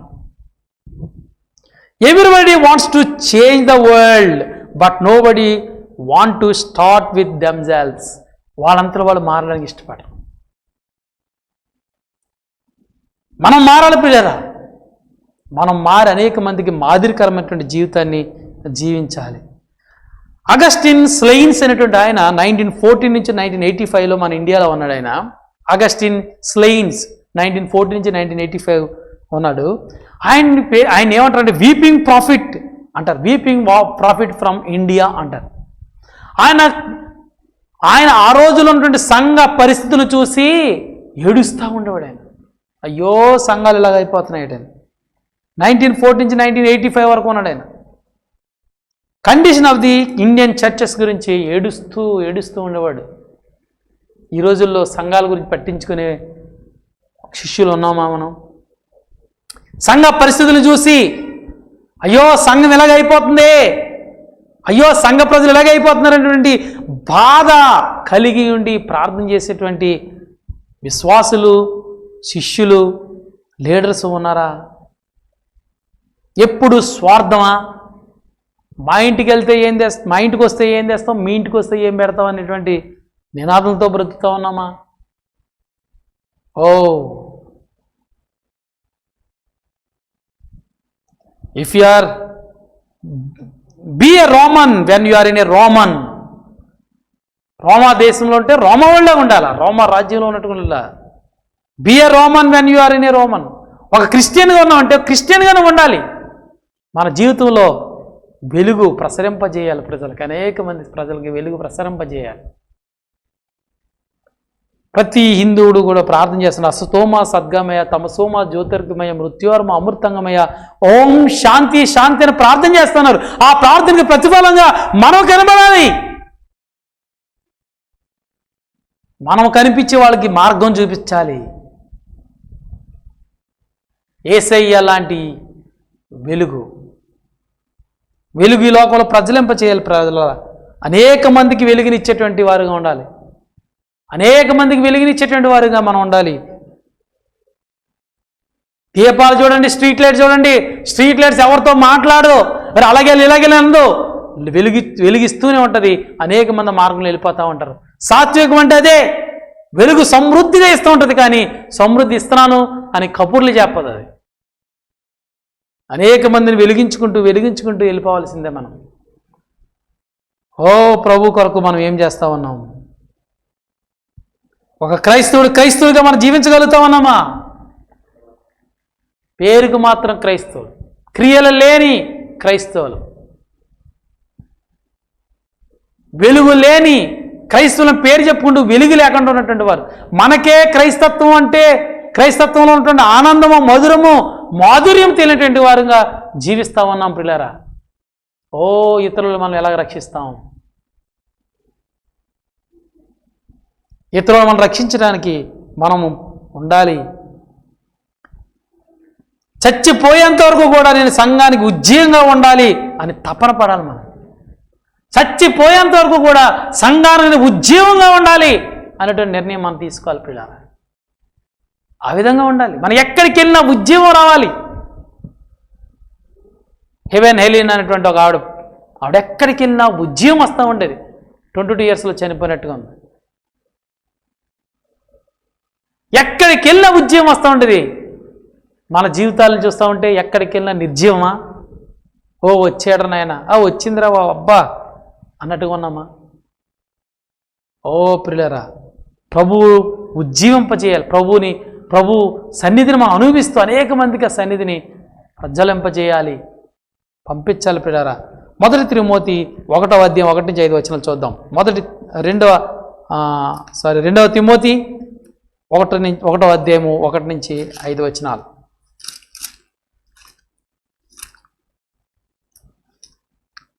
2 తిమోతి 1:5 వచనాలు.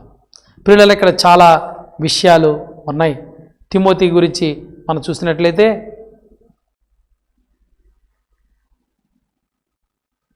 3వ వచనం నుంచి, నా ప్రార్థన యందు ఎడతెగక నేను జ్ఞాపకం చేసుకొనుచు నీ కన్నీళ్లను తలచుకొని నాకు సంపూర్ణ ఆనందం కలుగుటకై నిన్ను చూడవలనని రేయింబగళ్ళు అపేక్షించు. నీ యందు నిష్కపటమైన విశ్వాసమును జ్ఞాపకం చేసుకొని నా పితురాచార ప్రకారము నిర్మలమైన మనస్సాక్షితో నేను సేవించుచున్న దేవుని ఎడల కృతజ్ఞుడనై ఉన్నాను. ఆ విశ్వాసము మొదట నీ అవ్వ అయిన లోయలోను నీ తల్లి అయిన యునేకియాలోను వసించెను. అది నీ యందు సహా వసించుచున్నదని నేను రూఢీగా నమ్ముచు ఉన్నాను. ఇక్కడ ఏం చెప్తున్నాడంటే, అయ్యా నీకు ఎలాంటి విశ్వాసం వచ్చిందంటే, మొట్టమొదట నీ అవ్వ అయినటువంటి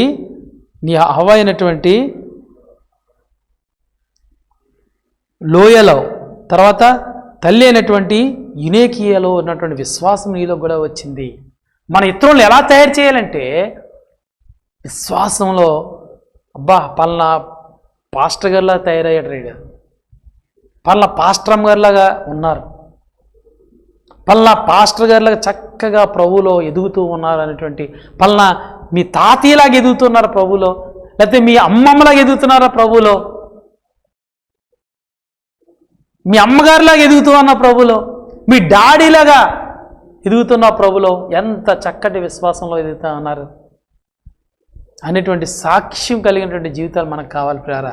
మొట్టమొదటి మన కుటుంబంలో, మన ఫ్యామిలీ అంతా కూడా ప్రభువులో మన వలే జీవించుటకు ఇష్టపడుతూ ఉన్నామా? మనకు అలాంటి విశ్వాసంలో బ్రతుకుతూ ఉన్నామా లేదా ఆలోచన చేయాలి ప్రియారా. కాబట్టి మనము మన జీవితంలో మొట్టమొదటిగా మనం చూసుకోవాల్సింది ఏంటంటే, మనము సువార్తను ప్రకటిస్తూ ఉన్నామా? సువార్తను ప్రకటిస్తే ఆ సువార్త ప్రకటించినటువంటి వారు మొట్టమొదట మన కుటుంబంలో ఉన్నటువంటి వారు విశ్వాసంలో ఉంటా ఉన్నారా? ఈ తిమోతి విషయానికి వస్తే లోయలోను నీ తల్లి అయిన యునేకియాలో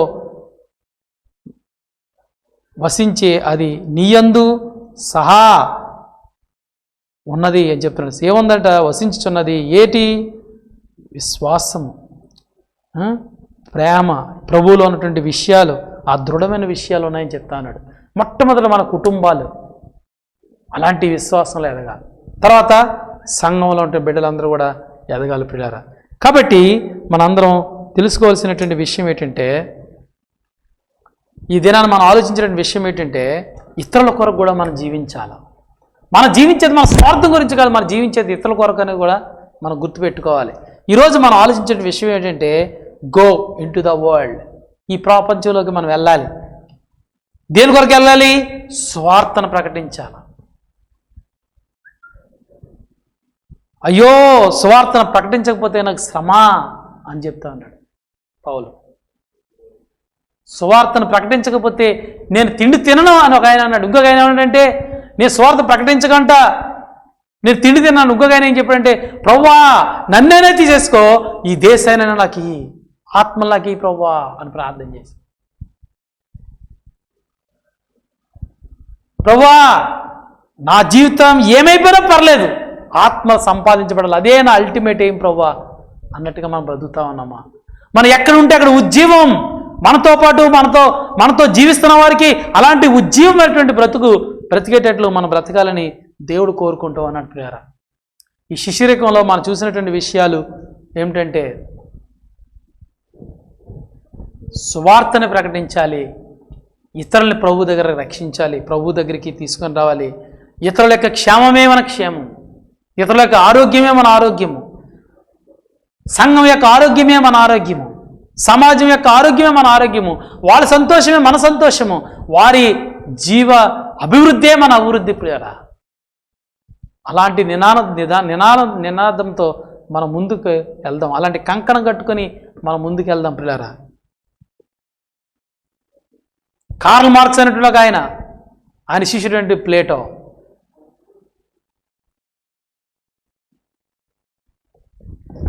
కార్ల్ మార్క్స్ చనిపోయినప్పుడు బూడిదైపోతే ప్లేటో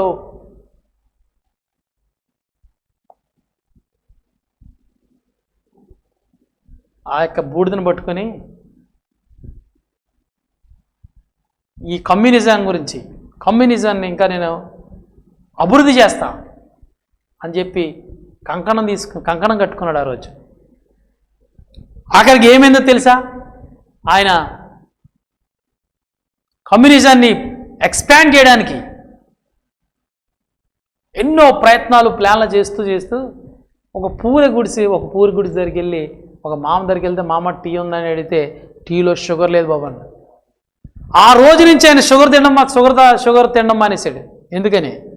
ఆయన షుగర్ జబ్బు వచ్చిందని కాదు,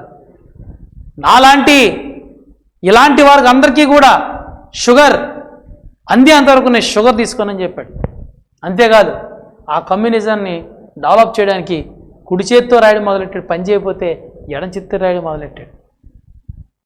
ఒక అన్యుడే అలాంటి కంకణం కట్టుకుంటే నిజ దేవుడు నిజ రక్షకుడైనటువంటి యేసు క్రీస్తు గురించి మనందరం కూడా కంకణం కట్టుకొని అనేక మందికి ప్రభువుకి సువార్తను ప్రకటించాలన్నటువంటి భారంతో మనం ముందు సాగాల్సింది పోయి ఏమో ఆలోచిస్తూ ఉన్నాం, ఏమి తిందుమా, ఏమి త్రాగుదుమా, ఏమి ధరించుకుందుమా అనేటువంటి దాంతో బ్రతుకుతూ ఉన్నామా? యేసే చెప్తా అన్నాడు, నిజ శిష్యుడైతే ఆత్మలు ఎలా సంపాదించాలనేది చూస్తాడు తప్ప నో డైరెక్షన్, ఇంకే డైరెక్షన్ ఆయనకు ఉండదు. ఓన్లీ వన్ డైరెక్షన్, గురి ఒకటే, ఆత్మల రక్షణ. స్వార్థ ప్రకటించాలి, ఆత్మల రక్షణ, స్వార్థ ప్రకటించాలి, ఆత్మల రక్షణ. మరి మన గురి ఏంటో, మన గుండె దేని గురించి కొట్టుకుంటుందో, దేని గురించి చూసుకుంటున్నామో ఒకసారి పరిశీలన చేసుకుందాం, ప్రార్థన చేసుకుందాం. చిన్న ప్రార్థన. తండ్రి, ఇచ్చిన మంచి సమయం కొరకే నీకు వందన స్తోత్రాలు. ఈ 3 దినాలు కూడా మీరు మాతో ఉండి ముచ్చటించి మా జీవితాన్ని సరిచేయాలని ఆశపడుతున్న దాన్ని బట్టి నీకు వందన స్తోత్రాలు.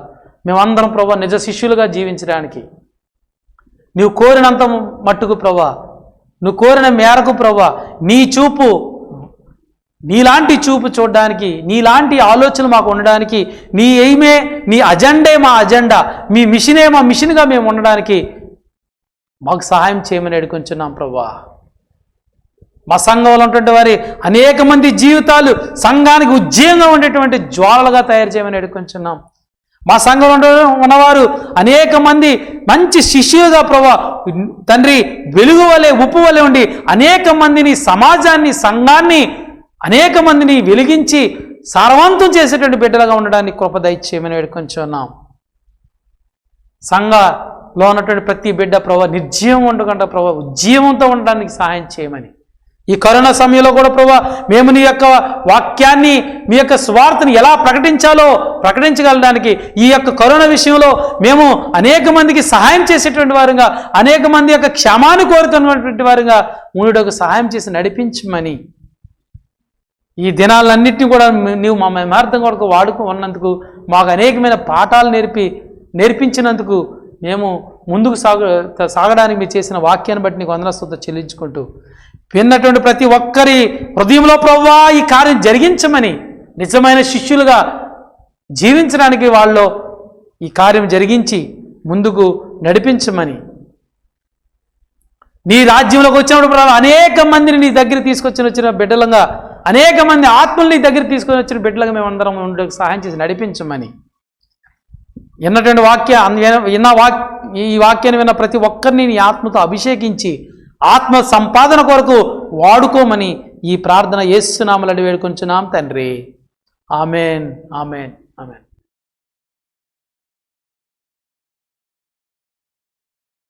ప్రియ యవనస్తులారా, ప్రియ తోటి సహోదరి సహోదరులారా, ఒకవేళ యవనస్తుల కొరకు ఈ మీటింగ్స్ ఏర్పాటు చేయబడిన ఈ 3 దినములు ఇతరులు కూడా విని ఫాలో అయి మేలు పొంది ఉన్నారు. ప్రాముఖ్యమైన అంశములు మన డాక్టర్ ఈడి ఫ్రాన్సిస్, అలాగనే బ్రదర్ థియోఫిలస్ వారిద్దరూ కూడా డివోషన్స్ అండ్ డాక్ట్రిన్స్ తీసుకున్నారు. అట్లాగే దేవ సహాయం, ప్రాక్టికల్ టాక్స్, అట్లాగే గుప్తా కూడా బైబిల్ స్టడీ మొదలైన వాటిలో సహాయపడ్డారు. దేవుడు వారిని వాడుకున్నారు. మొదటి దినమున గ్రో అనే అంశము, గ్రో అనే మాట మీద అంటే ఎదుగుట. జీ అంటే గాడ్స్ వర్డ్, ఆర్ అంటే రెనౌన్సియేషన్ అంటే లోకంలో విడిచిపెట్టవలసినవి విడిచిపెట్టాలి. ఓ అంటే ఒబీడియన్స్, విధేయత చూపించాలి. అలాగనే డబ్ల్యూ అంటే వరల్డ్, ఈ లోకము క్రూసిఫై చేయబడాలి, సిలువ వేయబడాలి. I'm crucified with this world అన్నది కదా. రెండవ దినాన్ని గ్లో అనే మాటను పెట్టుకొని దాని ద్వారా కొన్ని విషయాలు నేర్చుకున్నారు. జీ అంటే జెంటల్నెస్ అనగా టెండర్నెస్ అనగా కైండ్నెస్. అలాగే ఎల్ అంటే లవ్, దేవుని ప్రేమ, దేవుని ఎడల మనము ఇతరుల ఎడల కలిగి ఉండాలని మనం నేర్చుకున్నాం. ఓ అంటే వన్నెస్, యూనిటీ, మనమందరం ఒకటి. అలాగనే డబ్ల్యూ అంటే వర్క్, పని, ప్రతి శిష్యుడు కూడా పని చేయాలి అని నేర్చుకున్నాం. మూడవ రోజున గో, చాలా ప్రాముఖ్యమైన మాట. గాడ్ అనే మాటలో ముందు గో అని ఉంటుంది, జీవో. గాస్పల్ అనే మాటలో జీవో ఉంటుంది. కాబట్టి గో అనే మాట చాలాసార్లు యేసు ప్రభు వాడినాడు. Go ye into all the world and preach the gospel. గోలో మొట్టమొదటి జీ అంటే నిజమే, గాస్పల్, సువార్త. గాస్పల్ మనము తీసుకొని వెళ్ళాలి. అలాగనే ఓ అంటే అదర్స్, ఇతరుల యొద్దకు ఆ సువార్తను తీసుకెళ్ళి వెళ్ళినప్పుడు వారిని మనము శిష్యులుగా చేయగలము. Others, to make them as disciples. కాబట్టి మనం ప్రార్థన చేసుకుందాం. ఈ యొక్క సబ్జెక్ట్స్ అన్నీ కూడా చక్కగా అందరి హృదయాల్లోకి చేరి ఉన్నవని నమ్ముచున్నాం. దేవుడు విత్తబడిన విత్తనములను, వాక్యమును ఫలింపజేయునట్లుగా మనం చిన్న ప్రార్థన చేసుకొని ముగించుకుందాం. ప్రేమగల మా తండ్రి, ఈ 3 దినములు మీరు మా సంఘమునకు, ముఖ్యంగా యవ్వనస్తులకు అనుగ్రహించిన ఈ గొప్ప అవకాశం కొరకై నీకు స్తోత్రం చెల్లిస్తున్నాం తండ్రి. RBC youth discipleship training program, O Lord, we thank you and praise you for such a great blessings you have bestowed upon our youth, Lord. ప్రభువా, నీ వాక్యమే నిజమైన ఆశీర్వాదమునైనా. నీ వాక్యమును తండ్రి నేర్చుకుని ఉన్నారు ప్రభువా. నీకు వందనాలు చెల్లిస్తున్నాం తండ్రి. నీలో ఎలాగన ఎదగాలో, నీ కొరకు ఎలాగన ప్రకాశించాలో, అలాగనే ఆ ప్రకాశతలో ఇతరుల యొద్దకు వెళ్ళి సువార్త ప్రకటించి అనేక మందిని శిష్యులుగా మేము చేయవలసి ఉన్నదో నేర్పినందుకే నీకు వందనాలు దేవ. ఈ 3 రోజులు దేవ నేర్చుకుని వాక్యము మరి యవన బిడ్డల హృదయాల్లో నాటబడి ఉన్నవి. నాటబడిన విత్తబడిన విత్తనం ఎలాగన మొలకెత్తి ఫలిస్తుందో అలాగనే ప్రభువా, యవన బిడ్డలందరి జీవితంలో, యవన కుమారులు, యవన కుమార్తెలు అందరి జీవితాల్లో నాయనా బాగుగా ఫలించినట్టుగా సహాయం చేయమని వేడుకొనుచున్నాను మా తండ్రి.